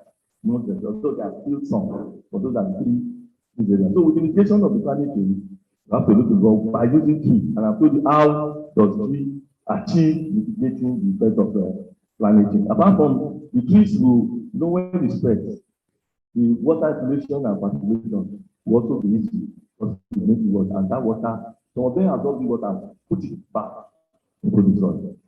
Apart from the mitigative aspect of carbon sequestration that is made. We also have sustained the economic viability of farm operations, which is also very key. And the last one is that enhance the quality of life of farmers and society as a whole, because we live in an ecosystem. What affects this environment? One of the major areas in terms of the food. Have you heard of food? Oil. This is 70% of the food we eat is pollinated. We spray chemicals, we destroy the ecosystem, and are going to what we mentioned. And what we call interaction, that is imbalance. Like the law I understand, we call it late tolerance principle. Who do chemistry here? When there's equilibrium, if you shift, it will also keep adjust. And that's why I'm causing a lot of diseases, mutations here and there that's happening. So the issue of climate change to be taken more serious. That's why I took my time protecting the planet. I believe it's a very good initiative because it's an encompassing, it's an inclusive approach of that all of us are protected from. When we protect the planet, it also protects us.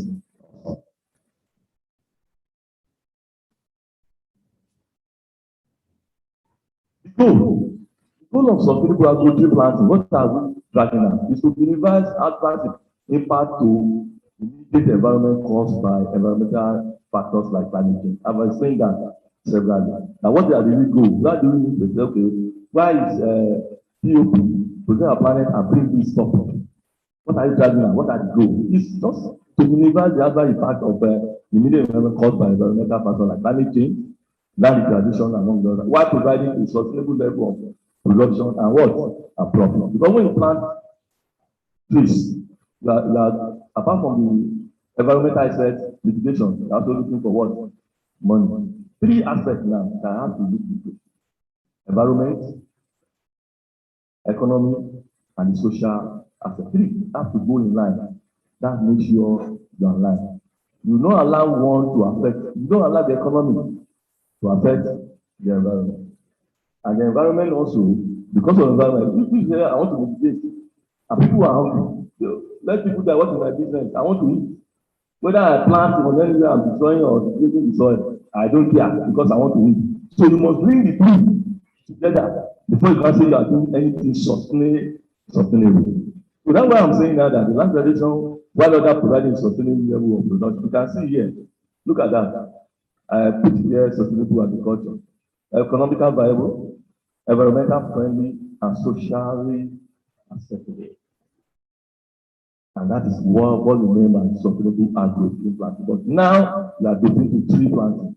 There are two aspects because arable crops like maize, cassava, those are but tree are different. There are more to any tree that's about 6 inches higher will be considered as a tree at that time. Like cocoa, oil palm, cashew, timber, figs, those are what trees. Rubber is also a tree. So the head to this goal is understanding the sustainability must be extended not only globally, but indefinitely in time and knowledge of it, including humans. Now, simply stated, sustainable agriculture planting refers to the ability of a farm to produce or plant trees indefinitely without causing irreversible damage to what? Ecosystem. This is very key. Sustainable farming means the ability of the farm when you planting to produce or plant trees indefinitely without what? Causing irreversible damage to ecosystem. And part of the strategy is what we call agroforestry. Agroforestry. You don't need to destroy. Cocoa has done a lot because they want to, those people eat a lot of chocolate there. But they destroy a lot of farms. But they can work mutually. And that's why I know the word when I talk sustainable agro, not just agricultural planting. Tree planting must be what? Sustainable. It must not affect health, like what I did there. It must be economically viable, socially what? Acceptable, and environmental friendly. So, that is what sustainable tree planting means. That causing every damage to ecosystem means all of us, both living and both fauna and fauna, living or not living. We are all what? Ecosystem. And that's why what I told you about ecosystem-based adaptation. That you are using the ecosystem to make sure we adapt to weather and weather. You can see planting and preserving trees, that has been done. You can see, let's go. Remember, if you remove a tree, plant another one in the place. Like I said, if you plant 1 million, you know what kind of mitigation we put in place. But I'm saying that mitigation and application to vary as well. So those are the, please go back to it. Let me just do that area.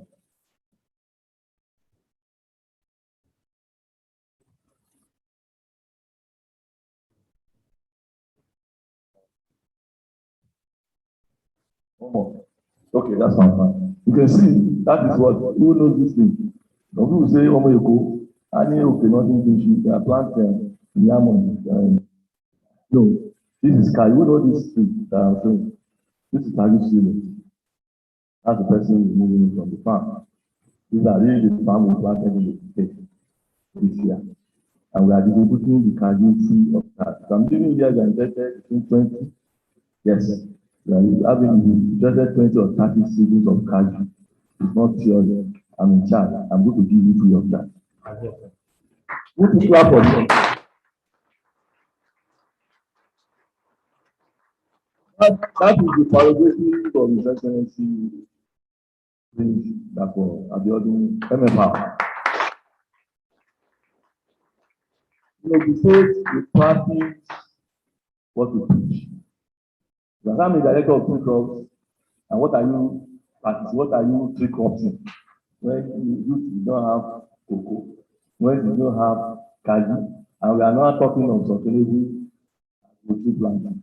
So by the time we are living here, that Wasi, you get their names, their numbers, and you collect, you give everyone at least 2020 cocoa or Kaji. So we are starting ourselves. So make sure you plant you. Doctors come here, me and love practical. And we monitor because you have your where you are planting. You want to monitor because you an improved variety. The cocoa that we start putting in 18 months, the Kaji that we start putting in less than 3-4 years. Brazilian people mix with the medium size so that you can know their need for the business.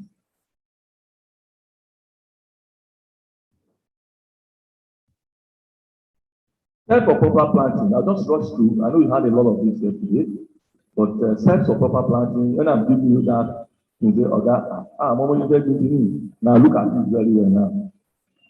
First of all, look up wires and lights where it is. Look at what they are doing there. That's sort of tree. Dig shallow and wide hole. Find the topmost root and treat root effect. Place tree in the hole.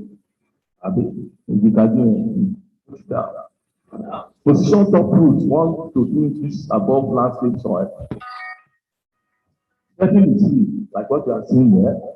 Remove synthetic material. If there's any polythene, anything there that is not biodegradable, you have to remove it. Remove synthetic materials. Add backfill soil and farm the root ball. Then add mulch. Mulching means maybe it's grass that you need so that to reduce evapotranspiration because of the two effects of climate change. You see that it's flood or it's drought. But most people are facing the erratic nature of climate change make it unpredictable. When you do that, like last year, a particular example, when you switch flood here, but last year it was a difficult drought. We had over 2 months dry spell. We say, even in Nigeria, in Southwest. There, you know that they don't have much rain because flood shows climate change is what it's real. No need of theory, it's real. And then I started this advocacy for climate change far back as 2010. We need to get of money. What is climate change? We say we are hungry, we are talking. By the time the rain ceases, and here we depend on rainfall agriculture. We are not started embracing what is done on us now that we just have to. So it's another aspect, say you are going to agriculture. I don't know it's not about cost alone. There's a lot of what? Value chain. You can decide on the irrigation, how to install, how to repair, how to things. Those are the value chains that can also engage yourself and also to improve the agricultural aspect. So like I said, that was take and prove. Proving the other thing that is come that is not useful. What? Because I will say this thing again. The organizer of this event, if they contacted us, we do a free of charge practical effect. Like I'm discussing already after Kaji, the lining, how they plant it, and plant. See, how does it here? Okay, so thank you for that wonderful. Sorry, I'm just talking. After now, we have 10 selected participants that may go on you to push as well, bring them as well for this. Thank you. So without being able to know the fact, I don't say you don't know anything about it, just try as much as possible. The only agriculture that anybody that just go into, you have to pass through the village. Me, I'm an agronomist. Whenever I start a fish pond, very big at the back of my hand, I pick up my friend who is a specialist in fish pond. Since I'm an agriculture, within 1 year, I'm ready to catch up. To bring somebody, whether he cheated you or not, don't mind for the first year. Just grab. And then you be an specialist yourself from the following year.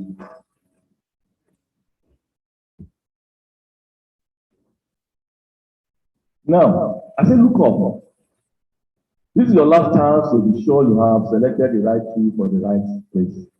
You know, like I said, we have Kaji, we have cocoa. You must know which soil is best, which area is best for any tree you want to plant. There's one research, those those one in nature based solutions. When I had that, I feel discouraged. That did I know that even planting a tree where it doesn't have a natural habitat is causing inflation?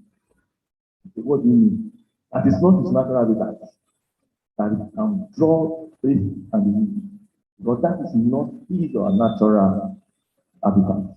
I say, Joe, we must look for, okay, this Kaji, we will say it's best known for Kaji's area. Although Kaji is the neatness of the whole thing. You understand? But you can see your normal judgment by looking at the vegetation of that area. Cocoa is good very well because of the rainfall around the side. Cashew very good because it's drought tolerant, it's drought resistant. Immediately you plant cashew, it's gone. Whether rainfall or not, immediately you have maybe 2 or 3 rains after planting.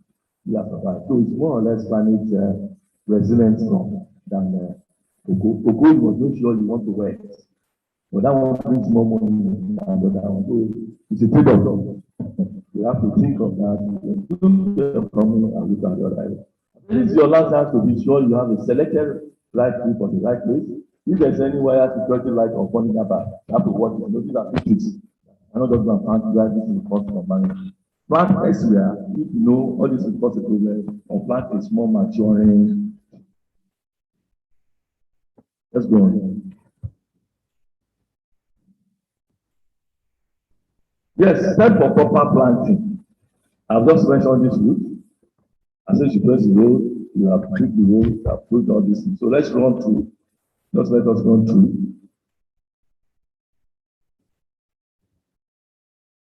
This is another one. You measure the distance between the topmost root and the bottom of the root ball. Were you taught this yesterday? Good. It is discovered that these are the very important. And dig the hole to about 90 to 95% of this depth before you now able to plant. All right, let's go. The planting holes as wide as what? As possible. And then you are going to leave this representation, you have it, and be able to internalize it. Know what are the depth, factory soil, the mulch, the other area, the percentage, they are all literate, so you're able to know. The planting holes are at least 1.5 times the diameter of the root ball. Root ball means that diameter of that plant we are talking about before. That has that sound. That's what we mean by the root ball. This provides good soil for the expansion of the root. If you have it properly, then the root is able to expand. We are still looking at this. Let's go. You can see that find the topmost soil, the top root, the root here. The point where the topmost root meets the trunk of the tree should be done more than what 2 inches deep in the root ball. Those are the, when you see the practical, these are the things you need to utilize and read later. You need to have gone through the practical, these are the theoretical aspects of it that you can study over time and be able to measure. Like if I want to measure an hectare, this is my length. If I walk 22 this side and 22 times 10, I'll get you 1 hectare. And hectare is 1 habitat in the plot. When I just say, don't worry, immediately the plan is here. I use my length. If I walk 22 this side, then 22 times 10, I'll bring that 1 hectare. So it's the practical and what you learn over and over. Agriculture is our next stage. So everybody must work. Come on board. Another area we have a competitive advantage is food. Potential, we are not maize and this kind of thing, because we want to start exporting. Any country that refuses to export is GDP. Our GDP will not go down. And our foreign exchange will be in the mess. Dollar to naira. But if we start exporting, we refuse to import. And we have the land, we have the land, we have agile people. Look at this, my sister, I can do a lot of value chain. Like we have the strength. What are we looking at? We start importing, those people start giving us. Malaysia brought the oil palm from Nigeria here. That's better than us. So our attitude must change. Please, I'm begging you. We just have to be firm in whatever we are doing. Whatever you have to take place, and you don't put it in the right attitude. Zero. So let's go. I'm almost rounding up. The disciple root ball, that's what the guy is showing there. You have time to go to all these things. That's why I make it more pictorial. So when you have your time, a laptop, don't stop watching Chelsea. Most of the things are not this, system. And when I want to sleep, I'll see, okay, this thing I've learned. I just open my phone to enlarge and learn. Stop browsing Facebook all the time. Instagram. Use your time meaningful with all this thing and refresh your brain that will bring you more money. You know, you have more population and there will be more competition. Like you will say, find yourself as a director doesn't mean a lot of people are better than you. One person will fight for one post. But we have divergence opportunity because it's very competitive. I always tell my children, my friend, we have done our own, is more competitive.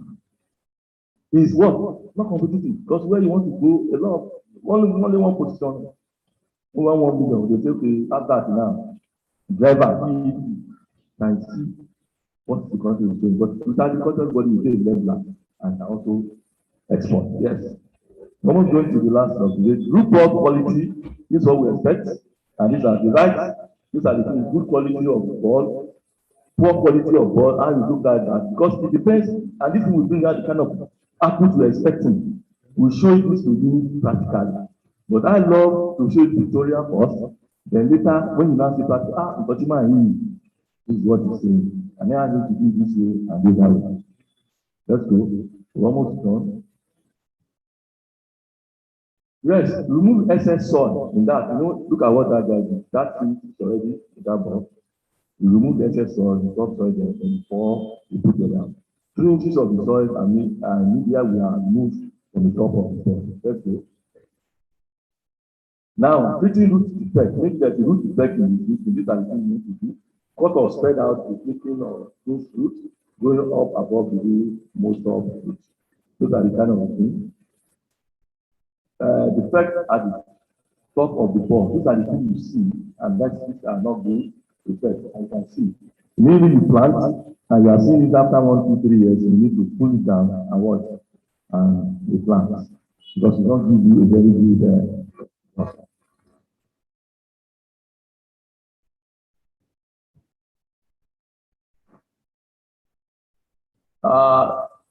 Circling roots, cut them or tear up the hedge, then cutting this thing is another one. I don't want to bore you with all this. It's people for the practical aspect. The thread can be inside the root ball. Can you see all these things? Look at the effect in the scene. You see me, I don't want to say everything is all the rattle. You don't do anything that's so technical, except the face, but when you see like look at it, I think I give them all this so that we're able to analyze and see. By the time you are going practically, you be able to yourself. And I believe you all will do this sustainable advocacy plan. Are you assuring me? Yeah. Okay, let's go. So these are some of the things starting with root effect and effect. Look at what is happening that day. This is what we call shake trees. Are you seeing shake trees? How to just manage instead of putting iron rod or this thing that will continue to show the effect back, make it more environmental friendly. It's one of the best trees you can plant because it's shade trees. Let's go again. Yeah, you can see that's the person is planting. It's cutting, it's not checking. What are the probability of the those ones that will do what? I have to put our own so that we don't say we are copying cats. Their own is different from our own soil. That is our own. But I'm not condemning what they are already doing. So some of us can find ourselves anywhere. Can put as a manager, come and do this and that. So this is to avoid damage when setting the tree in the rope. If the tree is straps or rope around the root ball and not the truck. That you don't put the truck, that's what they mean. Okay. Now, set tree in the hole. That's how it will be. This is citrus. Awesome. Yeah, that's the tree. Let's go. Let's go. So these are the positioning. You can see the way the guy is putting it down. This one will explain all this. Let's go. Don't let me tell you.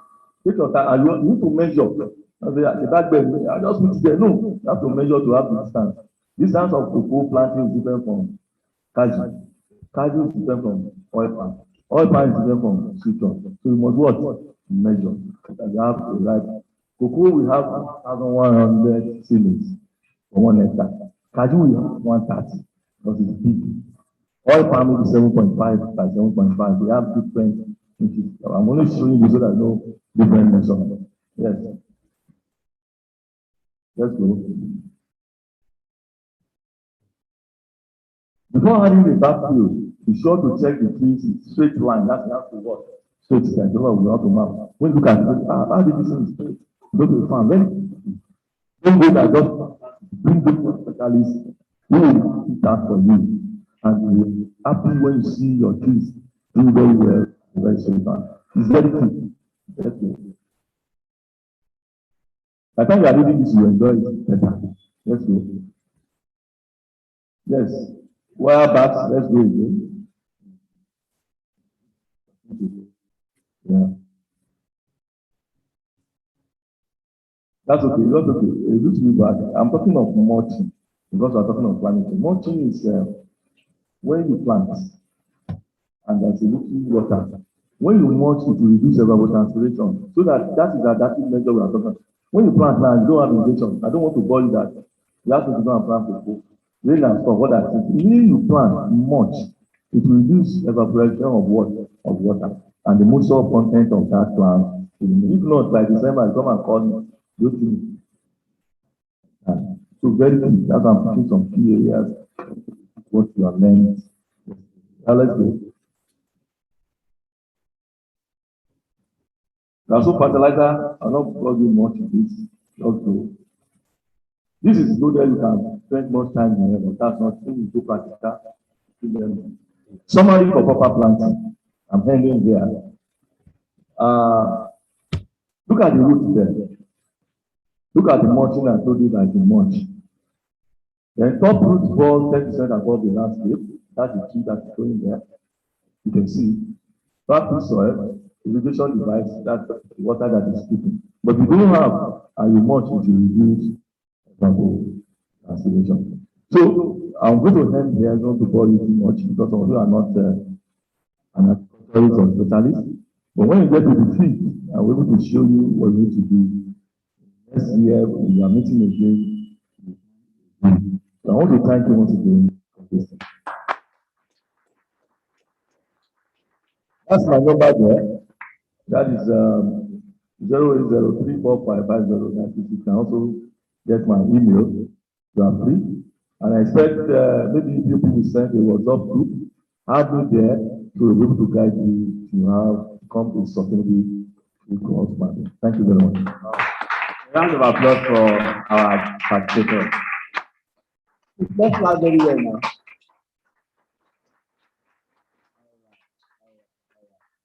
Thank you so much for this wonderful presentation, sir.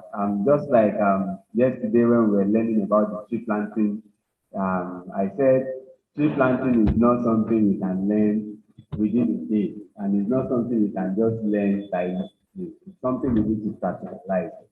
And today I'm very, very happy having you, sir. And for having you here, we actually have one opportunity on ground already. So for every one of us that would love to go into agro tree planting, there is free cashew seedlings for you. A round of applause for our participation. And I believe we also need cocoa for some of us that are coming all the way from Ijebu. I know we can also reach out to him as well. So thank you so much, sir.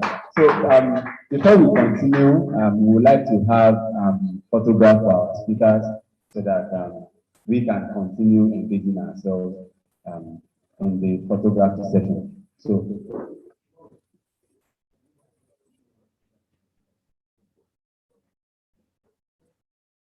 don't worry, we'll snap as fans, don't worry.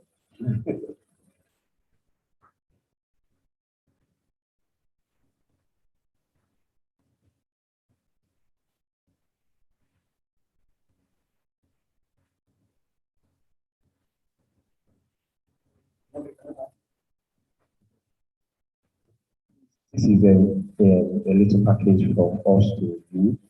Thank you for coming here today and also for being part of the training, for your time, your resources. You know, it's not much, but you know that the commitment already is really wow. It's wow me already. Imagine if you have 10 cashew trees, 20 cashew trees, you know what that's good. I'm not seeing the results now, but I'm trying to read into the future. I'm trying to read into the future, and that is really, and imagine also Kuku, if they have access to these things. I plan to do a lot, so as he's saying it, for me, my heart is overwhelmed with joy because I know I already have places where I'll plant them. Yes, and in fact, I already have my own nursery as well. So that is it. Please let's celebrate our speakers. More to you, please, for the essay. Thank you so much. Thank you from the United Nations. We are really grateful. Please, you could just, yes, please.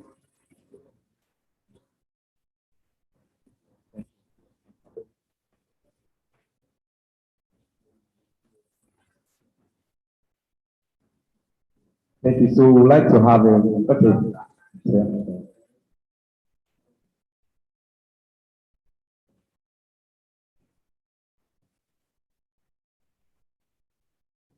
Okay, so for our facilitators, my name is Samuel C. Okorie, and I am a pulpit mentor and ambassador for Africa. And also, this project is actually a national project in collaboration with the Federal Ministry of Environment. So in each state, we carry out an engagement on climate education in a way of telling youth that they have to take action for the environment. And we saw Ogun State as a unique state to do something unique. And I also want to appreciate Mr. Emmanuel here, who has been a major lead for this project in this state. Please let's celebrate Mr. Emmanuel. I would like to have a good photograph now. So, before we have the good photographs, when it comes to environment, we've learned about circular economy, and currently we are working on a project and trying to use the environment to also solve another project. So I currently teach in a primary school, and during my course of teaching, I discovered that some of my pupils who come to school with polybags, right? And we are talking about circular economy, we are talking about clean environment, and I know for sure that many young people and even some old people wear jeans a lot.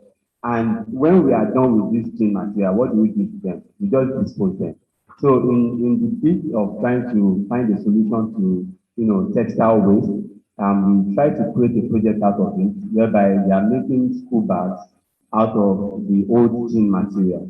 And we have even gone to the extent of making it as a pride of Ogun State by making the bag to look in a Kampala form. So please, kindly help me with the bag and let's show it to our participators. Okay,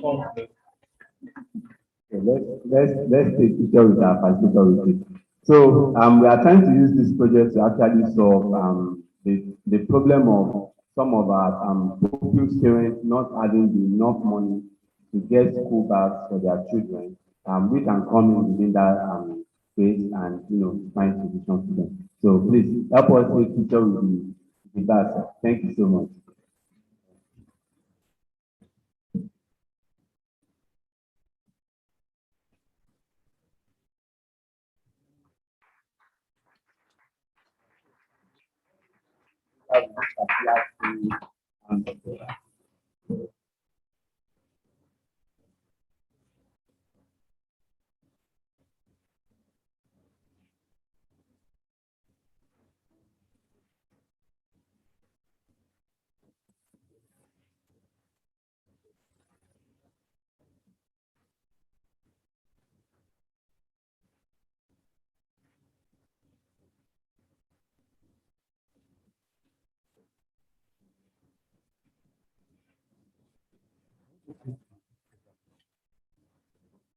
All right, so participants, please let's have a group photograph with them for this.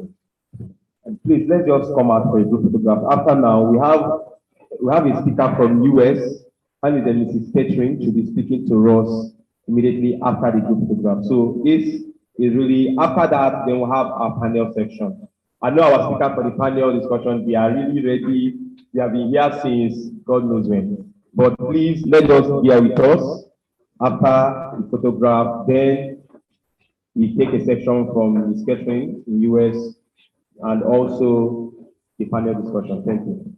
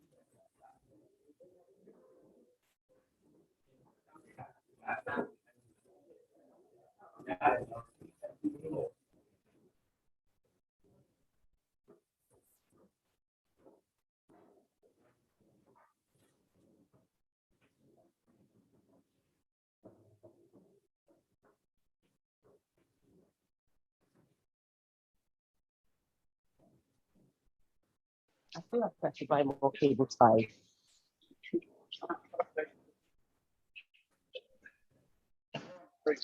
There was an yeah, every department in Tesco that way. And they offered me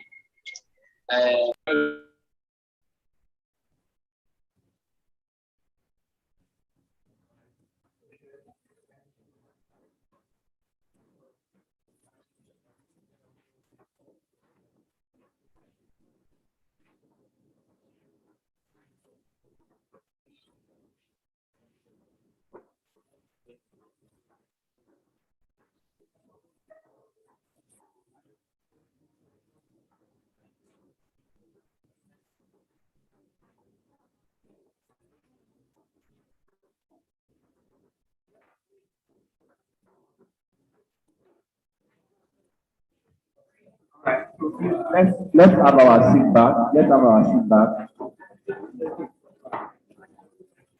So let's have our seat back. We have our participator who is representing the Honorable Speaker in the person of Mr. Ola Oresnoya, and she is going to be the one that will come right now to speak to us. You are highly welcome, ma'am. Please, a round of applause for her, please.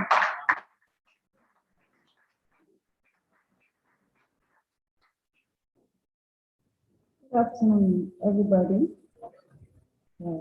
My name is Mrs. Tomi Olubode. I'm here to represent the Special Advisor on Environment, Mr. Ola Oresnoya. It's unfortunate that we had somewhere to go to.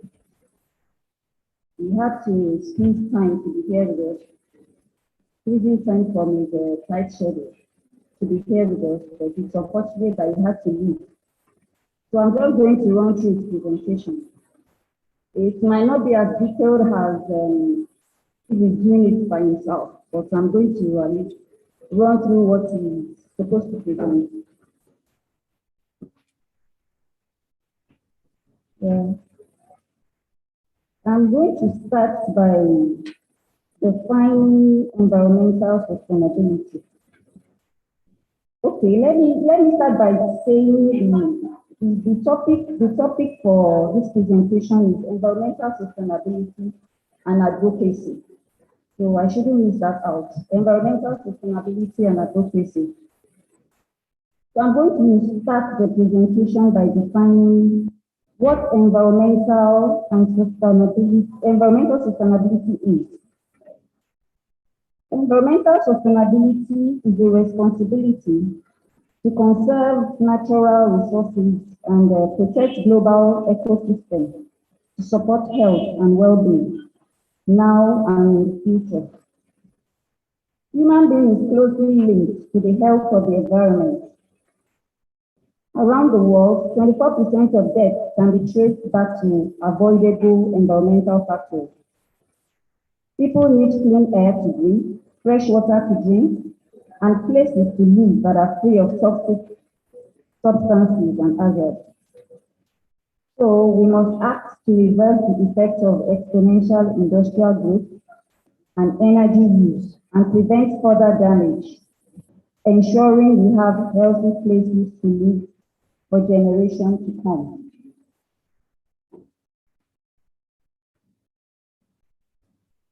Now let's talk about the importance of environmental sustainability. Environmental sustainability is fundamental to the survival of our planet and ourselves. It helps in the sustainable management of means and resources. It helps to ensure a bright future for the future generations. It focuses on the environment conservation. It helps in the acquisition, mobilization, and conservation of means and resources. We have three pillars of sustainability. We have the environmental protection. Environmental protection here means conserving ecosystem, air quality, integrity, and sustainability of our resources to provide a clean and healthy environment. Then we also have the economic development, which means providing a satisfactory level of economic well-being today, while not compromising the ability of the future generation to enjoy the same financial benefits. We also have the social development, which is providing access to basic resources to ensure a high level of social fulfillment, including the end to poverty and hunger, better standards of education and healthcare, and improved sanitation and water quality. Those are the three pillars of sustainability. Now I'm going to give examples of sustainable development.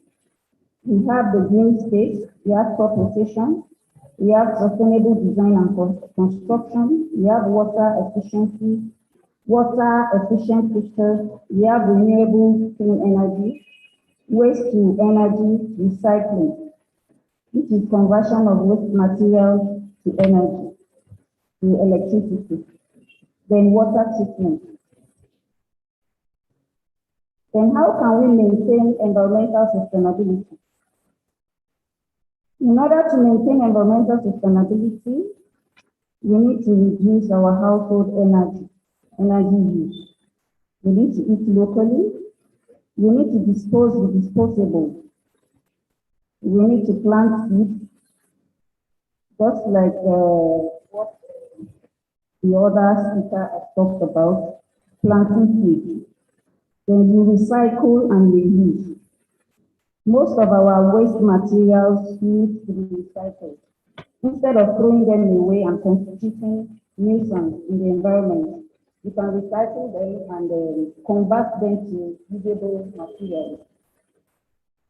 Then we sell and donate items. There are some items you don't really need.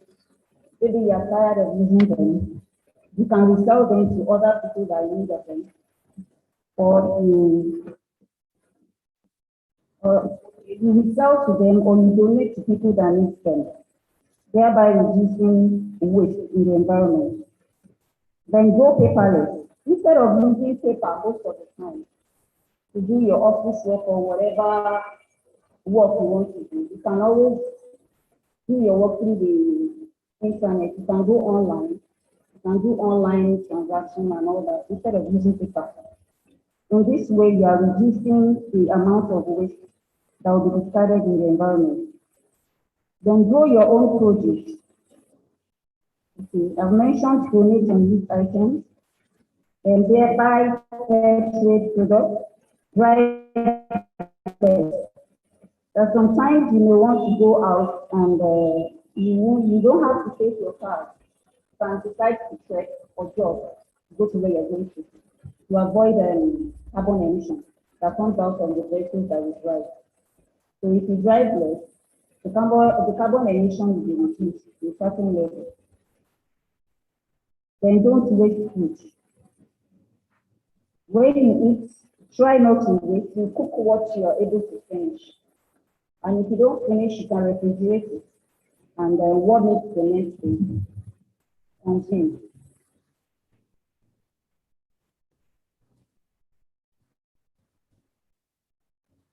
Okay, now I'm talking about rules of sustainability,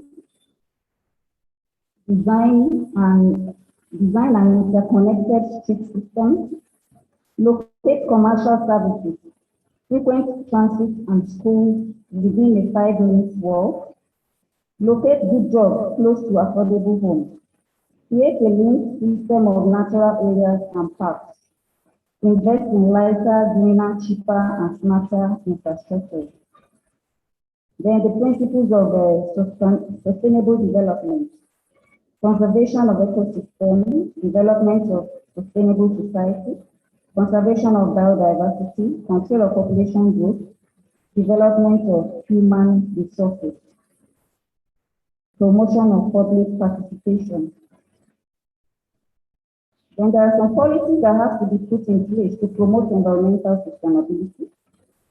That's number one, placing tax on carbon emission. When you place tax on it, as in people like, let me say, industries and people that drive cars, there is a certain amount that has to be paid by industries that emit all these harmful substances through their production.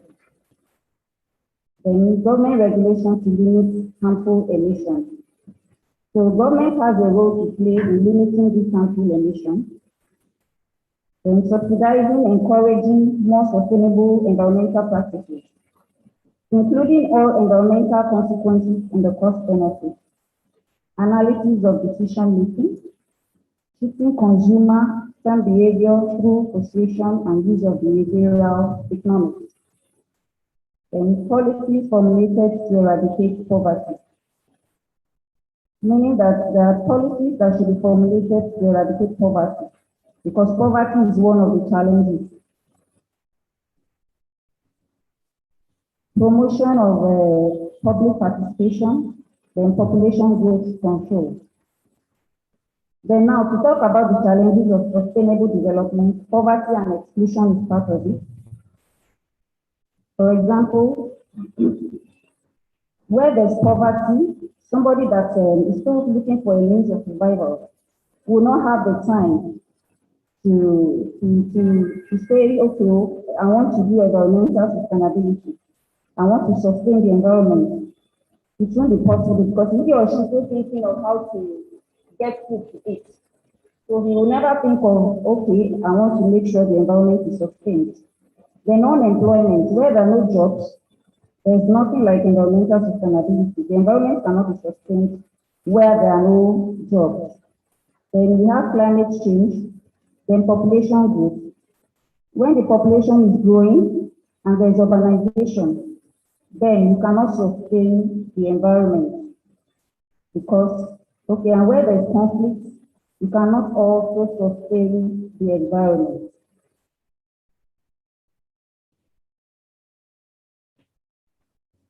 Then what the future looks like if we don't act now. If we don't act now, there will be pollution, there will be lack of good water, there will be hunger, there will be flooding, there will be soil erosion, there will be deforestation, there will be desertification, and there will be global warming. Those are the things that are likely to happen when we don't sustain our environment.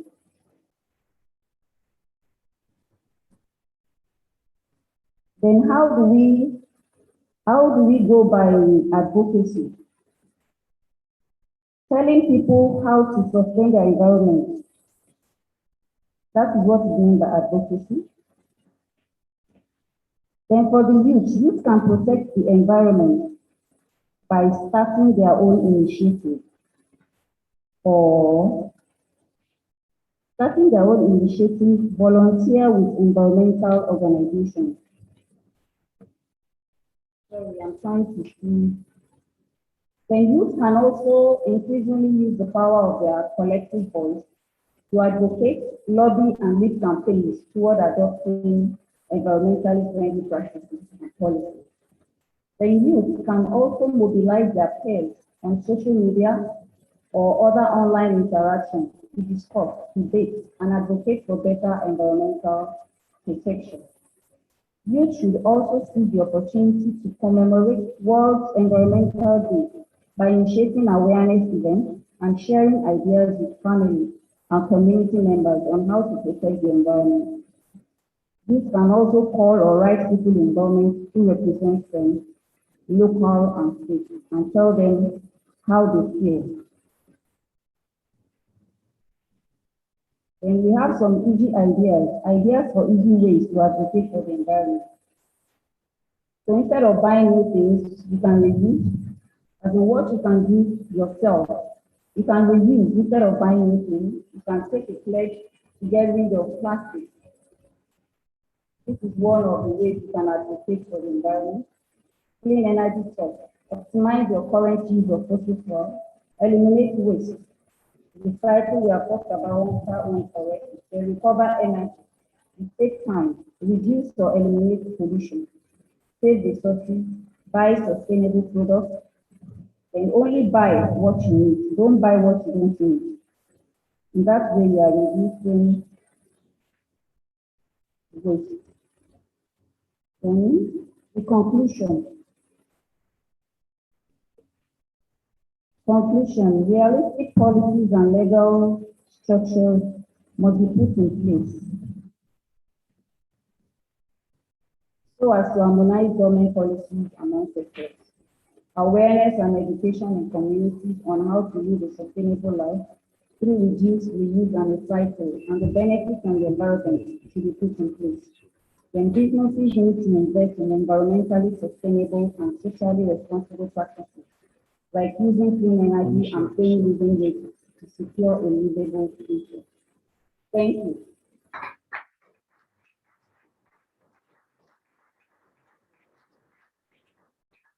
I hope I've been able to get something across to you. Thank you so much, Ma, for that wonderful presentation. And then, right now, I'd like to have a presentation from Ms. Catherine from US. So I don't know my currently. Let me just connect up, please. Thank you.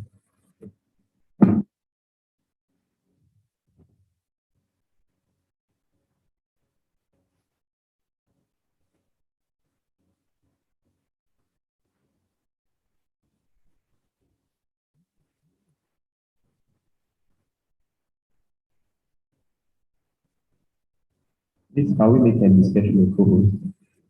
Ms. Catherine, please. Where is that?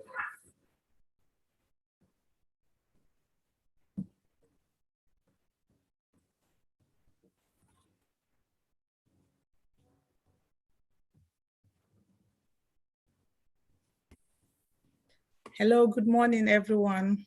I don't know if it's afternoon where you are. Please hold on. Okay. Please try and say something. Good morning, can you hear me? Go ahead. Good morning, can you hear me? We can hear you from here, I think, but I don't know what way the others can hear you.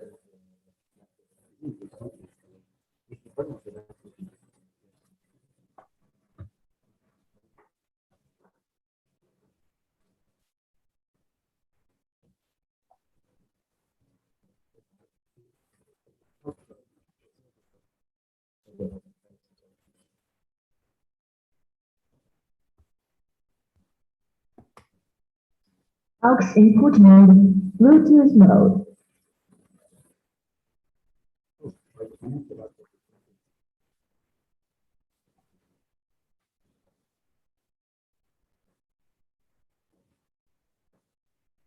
Bluetooth connected.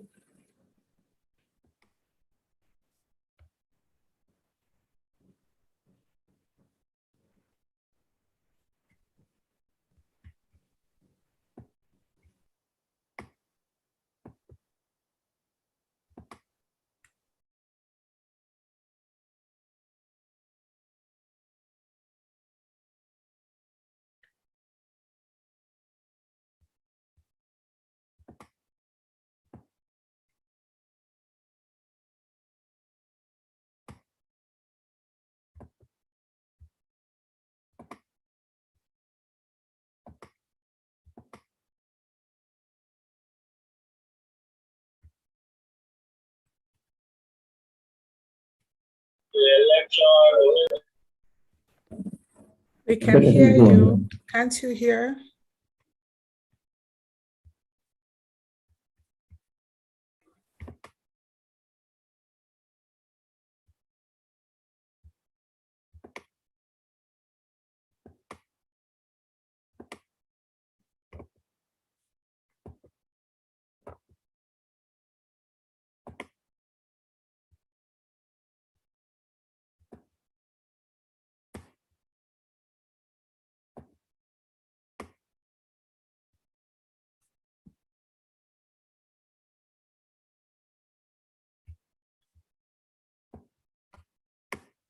We can't hear you. We can't hear you.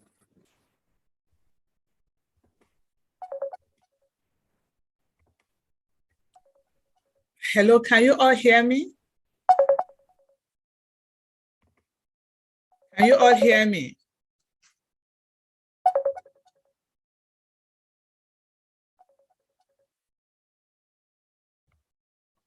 You want me to log out and log back in?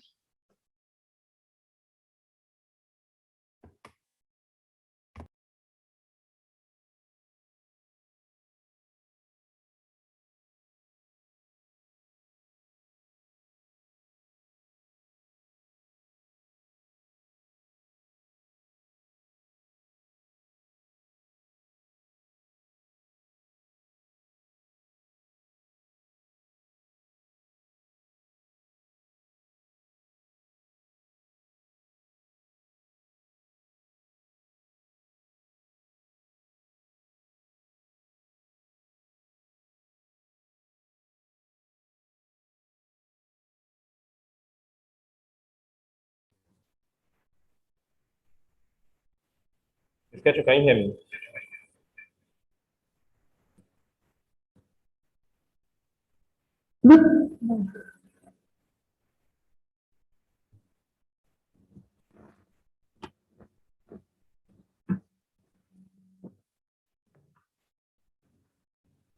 Can you hear me? Sketcher.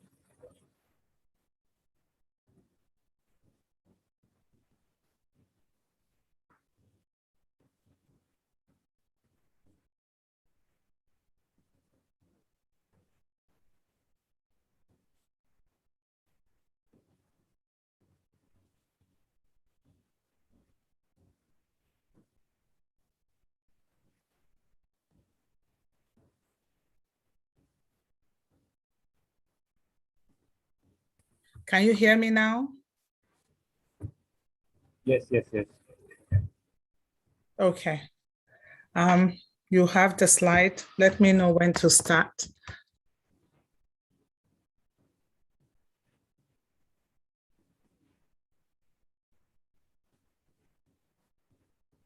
FM tenure. AUX input mode. Bluetooth message.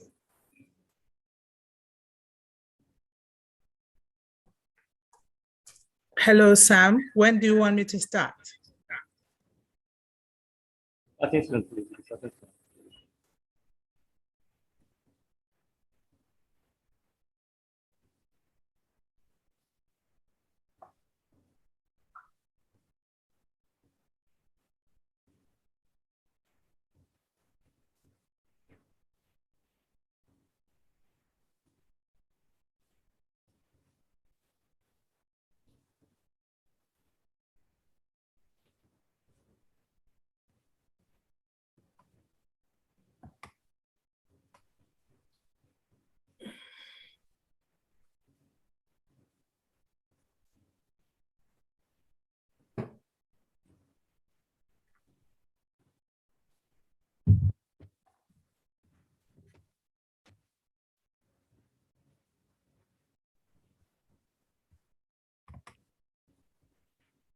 Sam, are we ready? Yes, yes. Just a minute. Okay.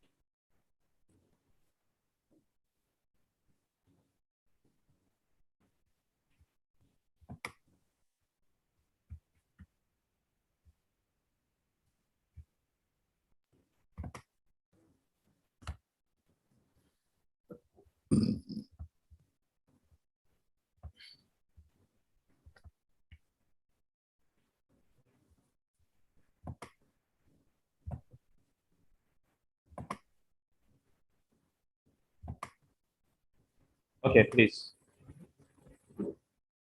You want me to start?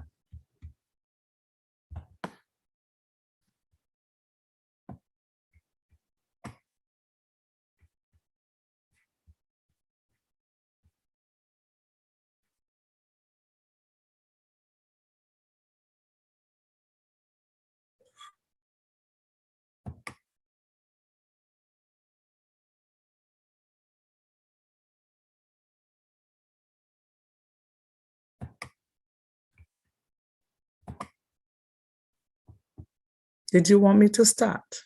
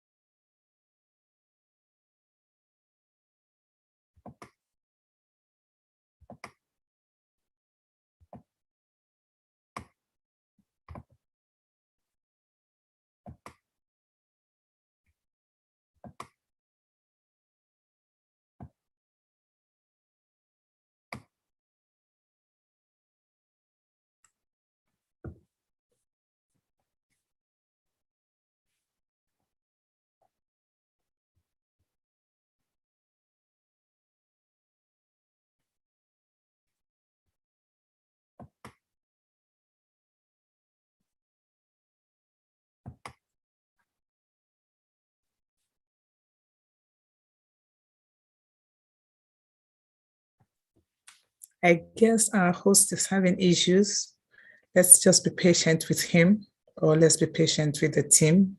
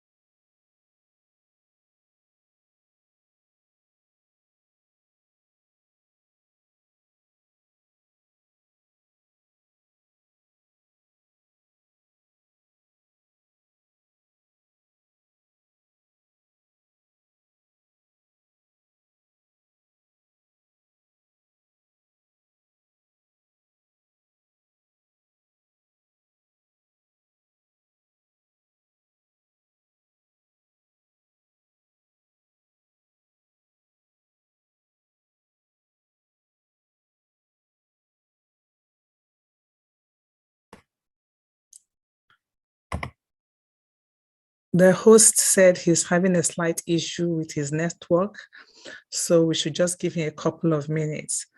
I know this session is an in-class thing, so we have some students or some youths in the classroom, and they are kind of in there as a team. So whatever we're doing today, a couple of us are online while the main team are in class. So I guess he's back right now. All right, so we'll connect live now. I think we are ready. So we'll connect live now.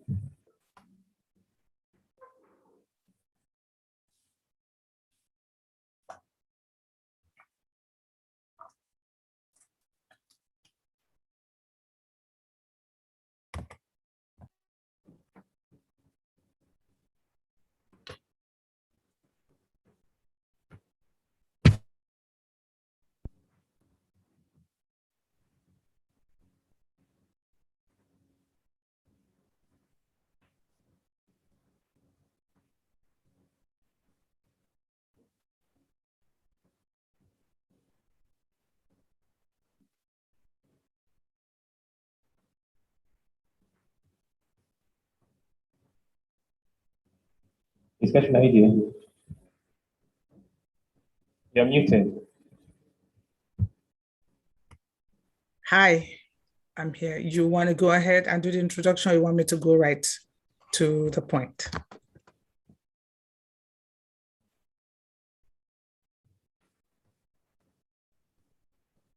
Can you see my screen? Yes, I can see your screen. Okay, please just hold on. Let me share it here.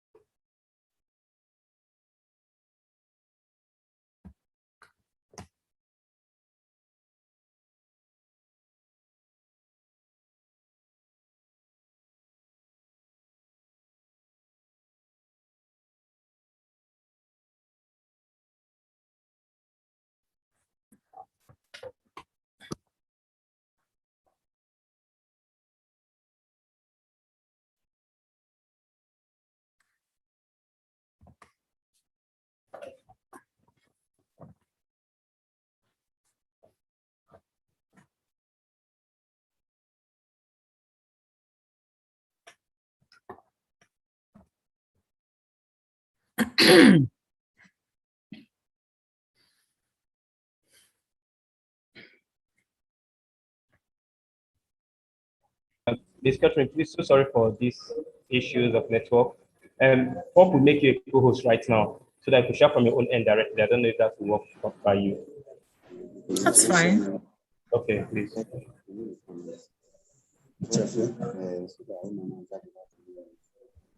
Okay, I think you're not a co-host.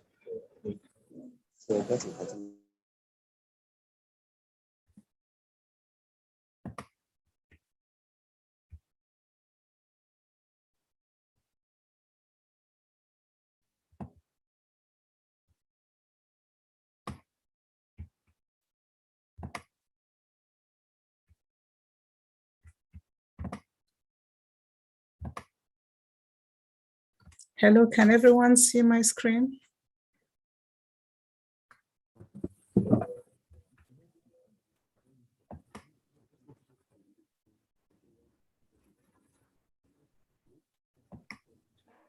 Can everyone see my screen, please?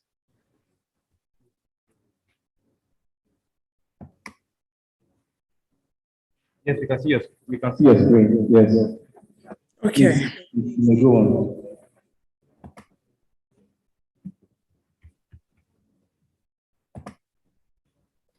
My name is Catherine Asapoha Utsalo. I'm a leadership and wellness coach, professional life coach. Today I am here because POP had invited me to talk to them based on their program, Climate Advocacy Leadership Training. I appreciate my being here today, and I am highly honored, and I thank you all for giving me the opportunity to speak to you. But my focus today will be on self-esteem and leadership in climate change adaptation. So we're going to talk a little bit about self-esteem, coping with climate change anxiety, and then leadership. We have 30 minutes for this, and we'll just be touching on these areas quickly so that we are not going beyond the time given to us. So I am the CEO and founder of Moisi Naturals. I am also an information technology consultant. My passion for climate change and my passion for self-esteem is the fact that if we don't have the right self-esteem, it is difficult to do a lot of things, whether it's climate change or any kind of changes that comes in our lives. So talking about self-esteem, leadership, climate change, they're all interwoven, because when you have your self-esteem, then you can be a good leader. When you are a good leader, then you'll be able to communicate to others what self-esteem is, what climate change is all about, and how people can gradually adapt to the changes they experience during climate change, and how they can participate and be part and parcel of that change without allowing the negative impact to bring them down, but instead looking for solutions and resolutions to whatever changes is coming to their lives.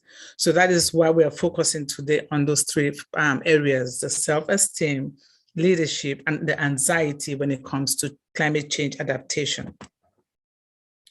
So when we're talking about self-esteem, we're talking about the importance of believing in yourself. So today, I know we have the youths in the classroom. It's going to be a little bit interactive. I just want one person there. You can just mention your name. And when I say, do you believe in yourself? I'm talking to the youths in this program. Can somebody just respond to me? Do you believe in yourself?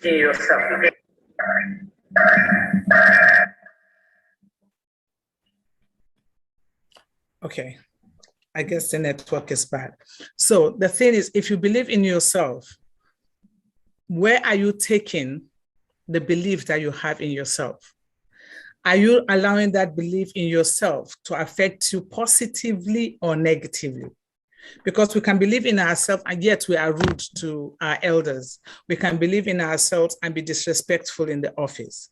We can believe in ourselves and carry the negative energy. So when you believe in yourself, the question is, how do you carry your belief in yourself? Are you able to communicate with the belief that you have in yourself? Or the belief you have in yourself is just main arrogance? Then if that is arrogance and all of that, then you are having the negative self-esteem. We're not going to delve into all that because there is no time. But we all know that for us to believe in ourselves, there are lots of things that we have to do. We have to have a good health. Yeah. We have to have. I think it's one for today. Yeah. Somebody is echoing. If you're not talking, can you mute?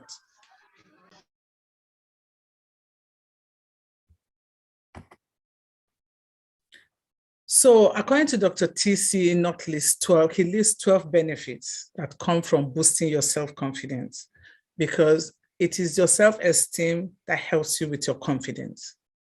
Who are you? Who are you when it comes to inside of you? I'm not talking about who are you that we see from the physical, but who are you from the inside? Because from the physical, we all can pretend to be somebody else. But the inside of us is who we are. So even no matter how we try to manipulate who we are and try to say, okay, this is who I am, eventually it will even reveal in the physical, because you cannot pretend for too long. Eventually your real self will show. So improved coping and thriving under stress. Now we're talking about climate change. We all know how stressful climate change can be. But to be able to boost your self-confidence when you're under stress, then there's a better ability to influence and persuade others. More leadership and executive presence, increased positive attitude, enhanced sense of feeling valued, improved performance at work, being perceived as more attractive, reduce negative thoughts, more fearless and less anxiety, greater freedom. So if we are fearless and we have less anxiety, then we can begin to talk about relating to others. But if deep inside of us there is that fear, then I'm not able to communicate. And I'll use myself as an example. Growing up, we all know in the community, I grew up in Nigeria, born and raised in Nigeria. So in a community that I grew up, it's a community where you have the older ones and you respect the older ones. So sometimes you have an opinion, but because the older one will shut you down, before you even say a word, they'll tell you, shut up, you're talking too much. or nobody has called you to this conversation, or why are you interfering in adults' conversation? And you are just innocently trying to say something. And by doing that, before you know what is happening, your confidence is reduced, your self-esteem is reduced. In short, sometimes they will call you name, Okpelenge, get out of here, Fati Bombom. Whatever it is, once that negative thing has been put in your head, with a lot of people, it begins to affect them. So who are we as we're growing up? What character do we build? And do we build this character from the way we are raised? Or do we build this character because we have decided, you know, I need to build the right character. I know something is wrong. I know something has gone wrong with me, and it is time to begin to build my character. So for me, growing up, I was one of those very, very slim girls. So it's either somebody is saying, dry bunga fish, I better come out for here, no talk to me. Or this song where you they sing self, who know, you don't formulate something. Because I loved to sing. I loved to do a lot of things. And you find me singing songs that, yeah, it's true, nobody has sung, but I'm just sitting there and something is going on in my head and I'm doing what I'm doing. Sometimes when they call us story time, storyteller, and I'm asked to, it's my turn to say a story. I'm narrating a story that has no end. And the next thing somebody will say, we're very sure she's formulating the story. So, but how did it affect me? It kind of diminished that sense of belonging when I'm in that group. That's number one. Then secondly, it reduced my confidence as in what I think I know, because in my head, I know, okay, I love to sing. Now I stop singing in public only when I'm in church and in choir, but if I'm among my friends, I will not sing. When I have an idea, I don't want to say anything about it because some older friends will tell you to shut up. But in doing what I had to do, gradually with prayers and supplication and reading the word and moving around the right people, I started building my self-esteem back. I started realizing that whatever is coming out of them is not who I am. I am who I am from the inside, not what somebody is implanting in my head. So coming to character and self-confidence, it's pretty easy to spot self-confident people in addition to signs like ones above. There are plenty of other signs that indicate a person is confident and self-assured, including people who are self-confident do what they believe is right, even if they are mocked or criticized, just like I said. But you have to get to that point because sometimes the attack is too early, but you have to get to a stage where you begin to build your self-confidence back. They are more willing to take risk and go the extra mile to get what they want. So among the youths today that we're talking to, are you available? Are you ready to take the risk to go the extra mile when it comes to climate change advocacy? Are you ready to take that risk? Are you ready to stand and say, okay, this is what we're standing for? Are you ready to follow the rules and regulations, the protocols that are put in place when it comes to climate change advocacy? Those are questions you will ask yourself because this is an assignment you have chosen. Nobody has imposed it on you. They are able to admit when they have made a mistake and learn from their mistakes. Do you admit, do you agree when a friend tells you, or your teacher tells you, or your colleague at the office tells you, this is wrong, what you have done? Are you able to admit that you have made a mistake? Because that is very important. They wait for others to congratulate them on their accomplishment instead of bragging and boasting. So you're given an award. You don't need to tell everyone like, oh, how come you didn't even congratulate me and making a fuse out of it? You earned it. And because you earned it, it is okay. Even if nobody says congratulations, it's fine. The thing is you earned it and you're happy that you earned it. Eventually, the congratulations will come and they will come from the right people. Because if you are seeking the congratulations, it will end up sometimes coming from the wrong people and they can be sarcastic about it. They accept compliments with grace and gratitude. Hey, when people congratulate you, appreciate it. and tell them thank you. Not, oh, I deserve it. Oh, no. Tell them you appreciate it, tell them thank you, and just be the right person that you're supposed to be. So let's go to preparing your journey. How do you prepare a journey when you are going to go through changes? And how do you prepare that journey when you already know that this is my situation? You take an inventory of what you have already achieved. You think about your strengths and weaknesses. Think about your goals and values. Practice stopping negative and self-talk in its track and replacing with positive thinking. So what are you thinking in your head? Are you thinking about all the negative things you're hearing? Are you thinking about rejection? Are you thinking that, okay, when I go and talk about climate change now, and I'm talking to probably a professor or a doctor, this doctor might begin to drill me. Now, let me explain to you one thing. What you know is what you know. What a doctor knows is what they know. What an engineer knows is what they know. It doesn't matter where you're coming from. It doesn't matter where you are. The whole thing is you believe in this, you set your mind in it, and you're going. So, and whosoever you're talking to, do not allow them to run you down.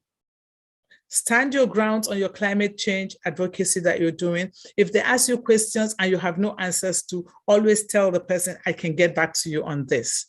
We all cannot know everything. So in the field that you are today, there are lots of things you are yet to know. So when you talk to people, there will be challenges, but you have to stand your ground. But at the same time, you have to let them know, if you don't have an answer, I will get back to you. Do not let that stop you from what you have started today. So commit to the journey to your self-confidence. Setting out, identify and enhance the knowledge and skills you need to succeed. Focus on the basics. Don't get bogged down in details or reaching for perfection. There is no perfection. You can never be perfect. No matter what you do, you will never be perfect. So set small goals and achieve them, pile up successes.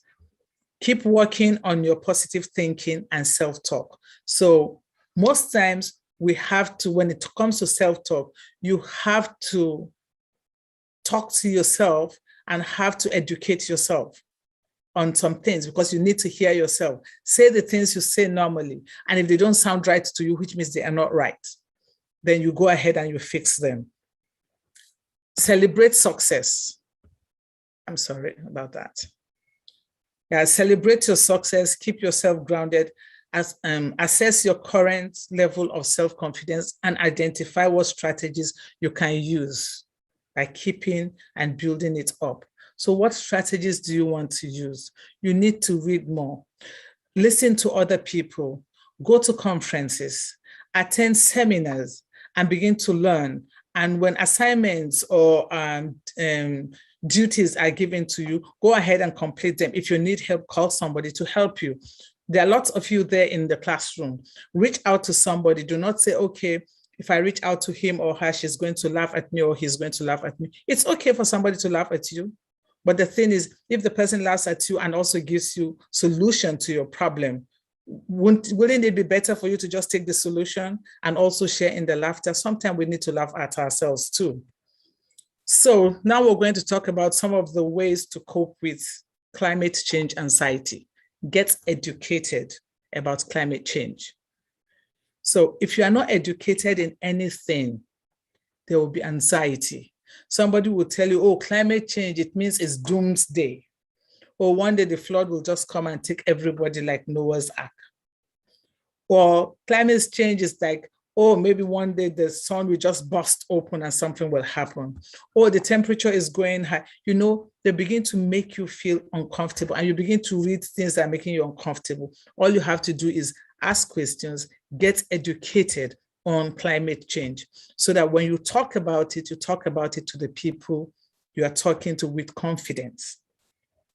Find concrete ways to make a difference. So how do you participate in the whole climate change thing? There are different ways.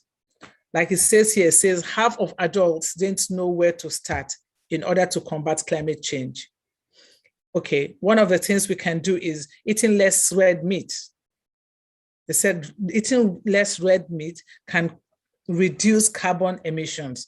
And I know that is one of the goals of this climate change advocacy, reducing carbon emissions. So participating in strikes and protests like those led by Greta, you can participate, you can create your own awareness program. You can create it within your community. It doesn't have to be international. In the little community that you are, you can talk to kids, you can drag other people in. You know what? Let's go around and clean up our community. Let's go around and begin to pick up all these bags, trash bags and nylon bags and plastic bottles, you know, recycle them instead of just putting them out there. There are different ways you can be part and parcel of making a difference as far as climate change is concerned. It's a reframe negative thoughts. So stop being negative about climate change. I know due to climate change, and there are some things that are coming up right now. We're talking about the electric cars. We are talking about some people are building their houses in a different ways right now. I know a lot of people that are using, like we're talking about right now, we're talking about like Africa Evolve. They're using bamboos to build their greenhouses. And they're using different methods to make sure that the moringa thrive that they're moving towards, as in the moringa green gold they're moving towards. They're using a different way to begin to plant moringa now in Africa. They have this program going on right now. So I cannot go deep into that, but we can share that later.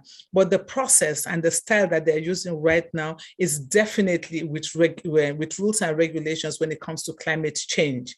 So be part and parcel of all of that.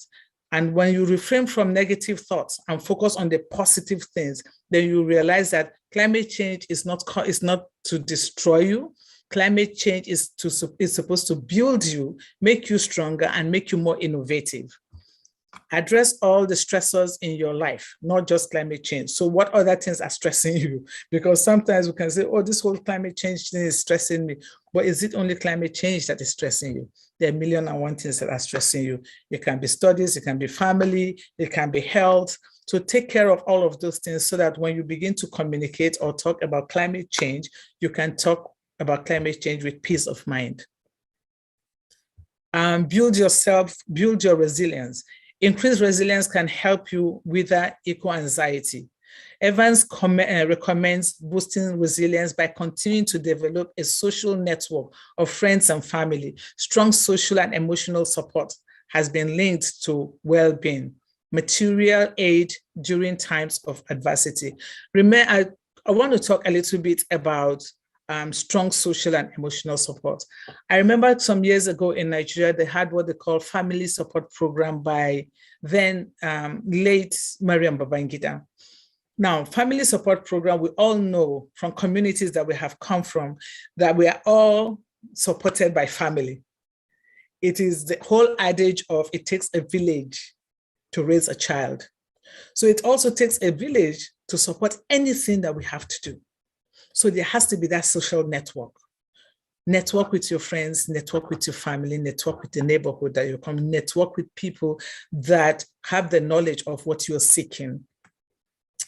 So as leaders, because today we're talking about leadership, to be able to be a leader, because you have to, when you have to communicate, you have to know how to lead. If you don't communicate right, then you cannot lead. So self-esteem, the anxiety of climate change, communicating the message of climate change to everyone. How do you do it? You have to have you have to be a good leader. So talking about good leadership. So as a leader, you have to be able to convey your vision, engage people, manage capability, and achieve results. So I just have some few points here. Leaders as agents of change. Are you an agent of change when you call as a leader? Or are you an agent of crisis? If you don't know the right thing to do, then you will not know how to communicate it. because as a leader, you are supposed to be an agent of change. We have the three unit effective change leadership. Say, communicate. Unsuccessful leaders tended to focus on the what behind the change. Collaborate. Commit.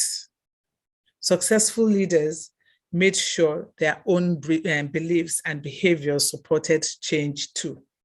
So if your belief and behavior does not support what you are doing, then you are not a good leader. And how do you now adapt to that climate change that you also are trying to talk to us about? It says, climate change involves taking practical action to manage risk from climate impact, protect communities, and strengthen the resilience of the economy. Adaptation can involve gradual transformation with many small steps over time, or major transformation with rapid change. So are you what you are preaching? Are you doing what you're asking other people to do? Can people listen to you and understand what you're saying? Are you patient? Excuse me. Are you also listening to others? Because for others to listen, to people to listen to you, you also have to listen. Are you carrying the right message? And if somebody comes to you to say they are leaders, for example, you go to a conference and you say, that was a wonderful speech. Oh, that speech was great. The question I have for you is, did the speech make you great?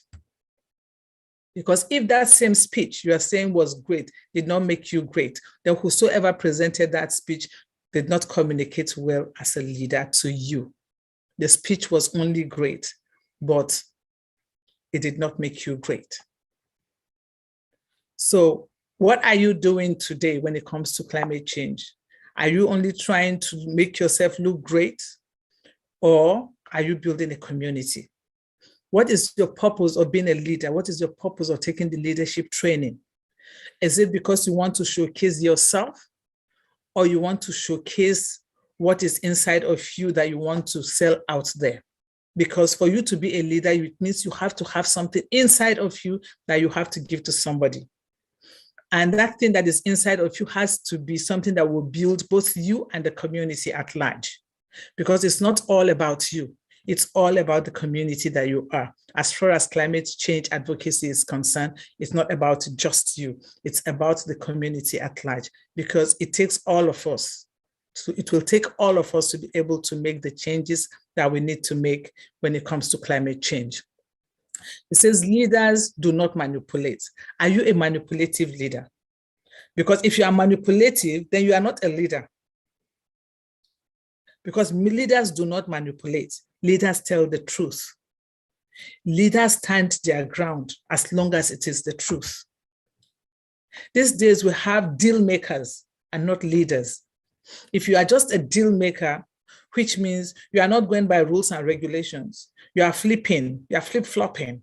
Oh, if this one tells me right, then I'll go this way. If it tells me right this, then I'll go to the left or go to the right. So, but as a leader, that is not, you are not a deal maker. You are standing your grounds based on rules and regulations. Not, okay, you chop, I chop. If this one coming to me is going to give me something, then I will deal with this person. Even if the person does not have the ability to deliver what you want, just because you are getting a cut or you're getting a commission, you prefer to deal with that person. At the end of the day, the same person delivers the wrong thing. That is a deal maker. That is not a leader. And that is what we have around the world. Majority of the people that call themselves leaders today are deal makers, not leaders. So they are selling their community, selling their countries, selling their families. And to be a dealer can be in any form. It can even be in church, in mosque, where you let go of your principles just because there's a financial benefit or some kind of benefit that is not beneficial to the main cause. So as leaders, you are not seeking followers. You are becoming something themselves, because you are there to inspire people. You are there to focus on the people so that you can inspire them. But if you are just seeking followers, which means you can buy the crowd, you can pay people to just follow you. That is not what leadership is. So what are we doing today? Is there anyone amongst you, I don't know, I know the audio comes out bad when you try to speak, but if they can take the mic and tell us, how have you, just give us like just 1 minute or just 30 seconds, just tell us how you were able to show a leadership skill or attitude to your group. If it's one, even if it's Sam, anybody can take the mic. Tell us the leadership skill that you used to enable or support your team or your group or your community. Is there anyone there that can say something to us?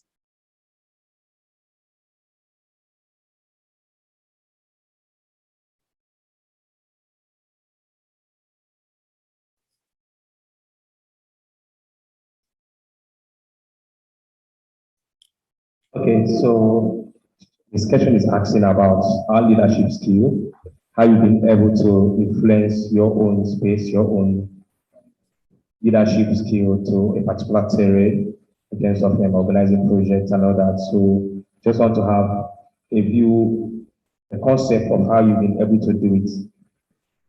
So who wants to talk about, you want to share your leadership skill with us? Anybody here? It's a free platform. Okay, please, thank you. One thing I do the most is that I pay attention to details. And I know what I'm responsible of.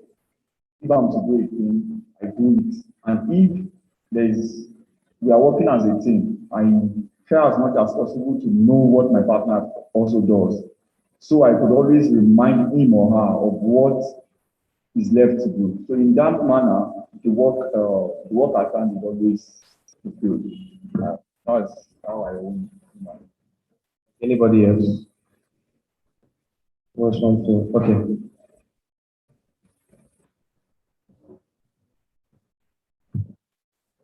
Thank you, everyone.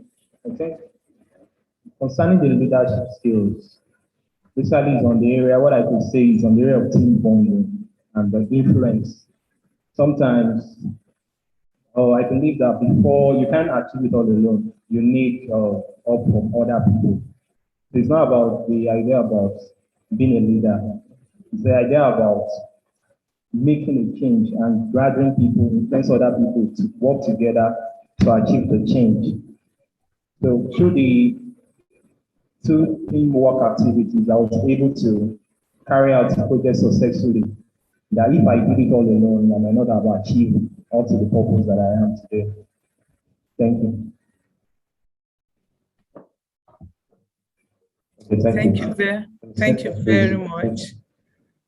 We appreciate that contribution, and we're still looking forward to also learning from you, because as you grow, eventually you get better, and we're looking to the fact that you have chosen to do this, and you have all the materials to enable you to do what you have to do. And that is why we are in this thing together, to stand for one another, support one another, and pursue this goal of climate change, adaptation, and advocacy together. So last but not the least, finally, Sam, do I still have any more time?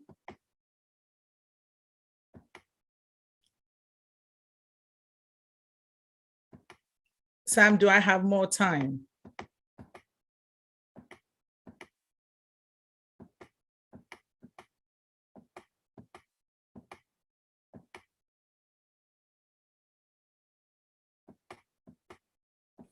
Time is almost exhausted, like it's almost off. We don't have much time for participants too. Can you hear me? We don't have much time left for you. Okay, fine. So I am. Can you hear let's me? talk. Yes, I can hear you. Can you hear me? Okay, thank you. When it comes to climate change and the anxiety, we are all part and parcel of all of that. When I started driving using a stick shift. I was doing the stick shift where you match the step on the clutch and move the car and all of that. Then I started driving an auto car.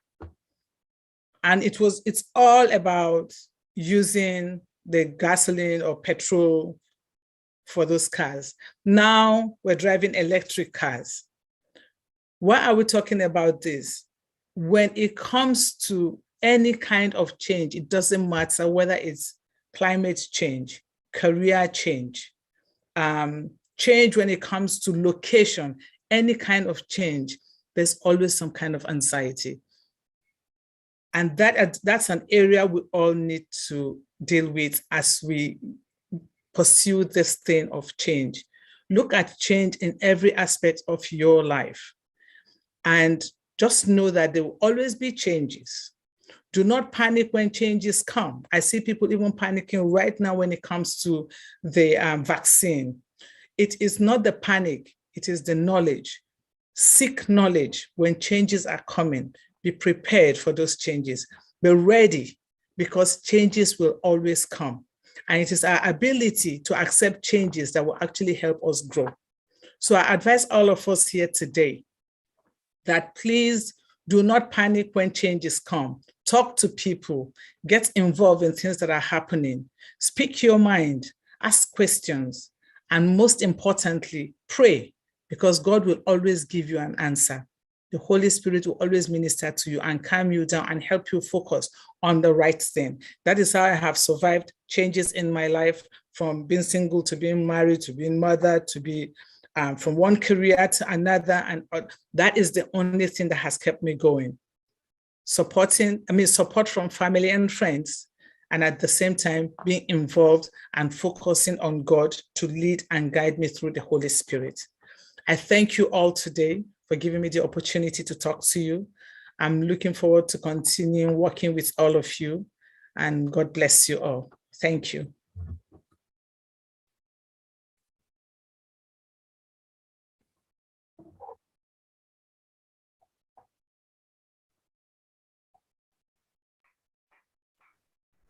Emma, thank you so much for that wonderful session, and we are really grateful that you are able to join regardless of the network issues we had. I don't just know, but I am so grateful that you are able to join us in this section. Thank you so much again. And then Ms. Catherine is also into herbs. So like she was saying initial about moringa. So it's something that is encouraging young farmers as well into moringa farming. And not just that, apart from moringa too, is also other diversified ways she's been encouraging youths in particular. And then like as at on Wednesday, I was able to as well engage with some stakeholders about this moringa stuff, and even in Ocean State as well. I was engaged with some stakeholders as well about this moringa and family. Something that will not just generate income, but will create job opportunities in Nigeria. And I know a whole lot of us after now would like to keep doing it. So thank you very much, Mr. Tefe, for coming, and then God bless. Please, you may thank you. If you don't mind. All right. You're looking tired, right? You're looking tired. Okay. Training workshops are always like that. My guy here can bear me witness. When we went for UNDP training from 10 a.m. to 5 p.m. So training workshops like these are always like that. But then we are so sorry for taking your time. We are almost done. Like if you look at your time, you discover that I think we are a little bit faster than yesterday, right? Even though we had more people talking to us today than yesterday. So, but before we go on a short break, we had this final discussion. Then we go on a short break. I know we are hungry, so please let's just try to pay attention to this short panel discussion. After that, we go on a short break. Then we do like a roadmap when we come back with that short film on how we can move forward, right? So, permit me to welcome my boss on the IETV, in the person of Mr. Ifeoluwa Adesanya. And also, please let's welcome Mr. Samuel, the African ambassador to the IETV. Please, a round of applause for him. A round of applause. So my humble self too will be joining the IETV, just to see the powerful people. Because I don't know when I will have this opportunity to join them and speak to them again, right? So permit me to humbly join the IETV and come and speak with my powerful leaders. All right. So we are talking about climate action. I know some of us are new into the climate action program, and I know some of us have been engaged in this kind of activities before, right? We are you, you are us. What do I mean by that? In this room now, we have young people seated, right? And this is the best time for us to say the truth to ourselves. So I will be starting from here. Just permit me to just moderate. I will start from here and invite the person of Mr. Obasanjo Fajemiroku.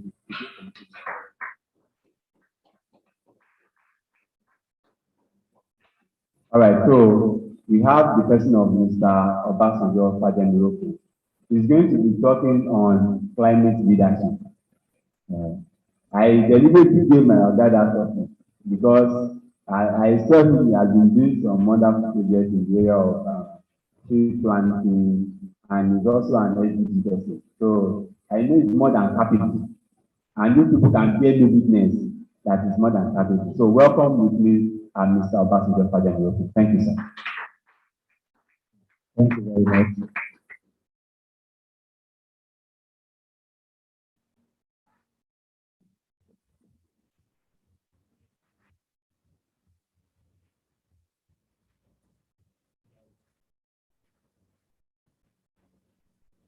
Okay, thank you very much. So while that comes up, I'm seeing many familiar faces here, and I'm so glad to see some of which I've trained before, and glad to see all of you making progress, like we shared in different places. So for others, my name is Obasanjo Fajemiroku, a quality education advocate, social entrepreneur, and founder of Praise of the Young, and I am also the current event and networking chairman, which is the program manager or program director of Yali Alumni, Yali RLC Alumni Chapter of Nigeria.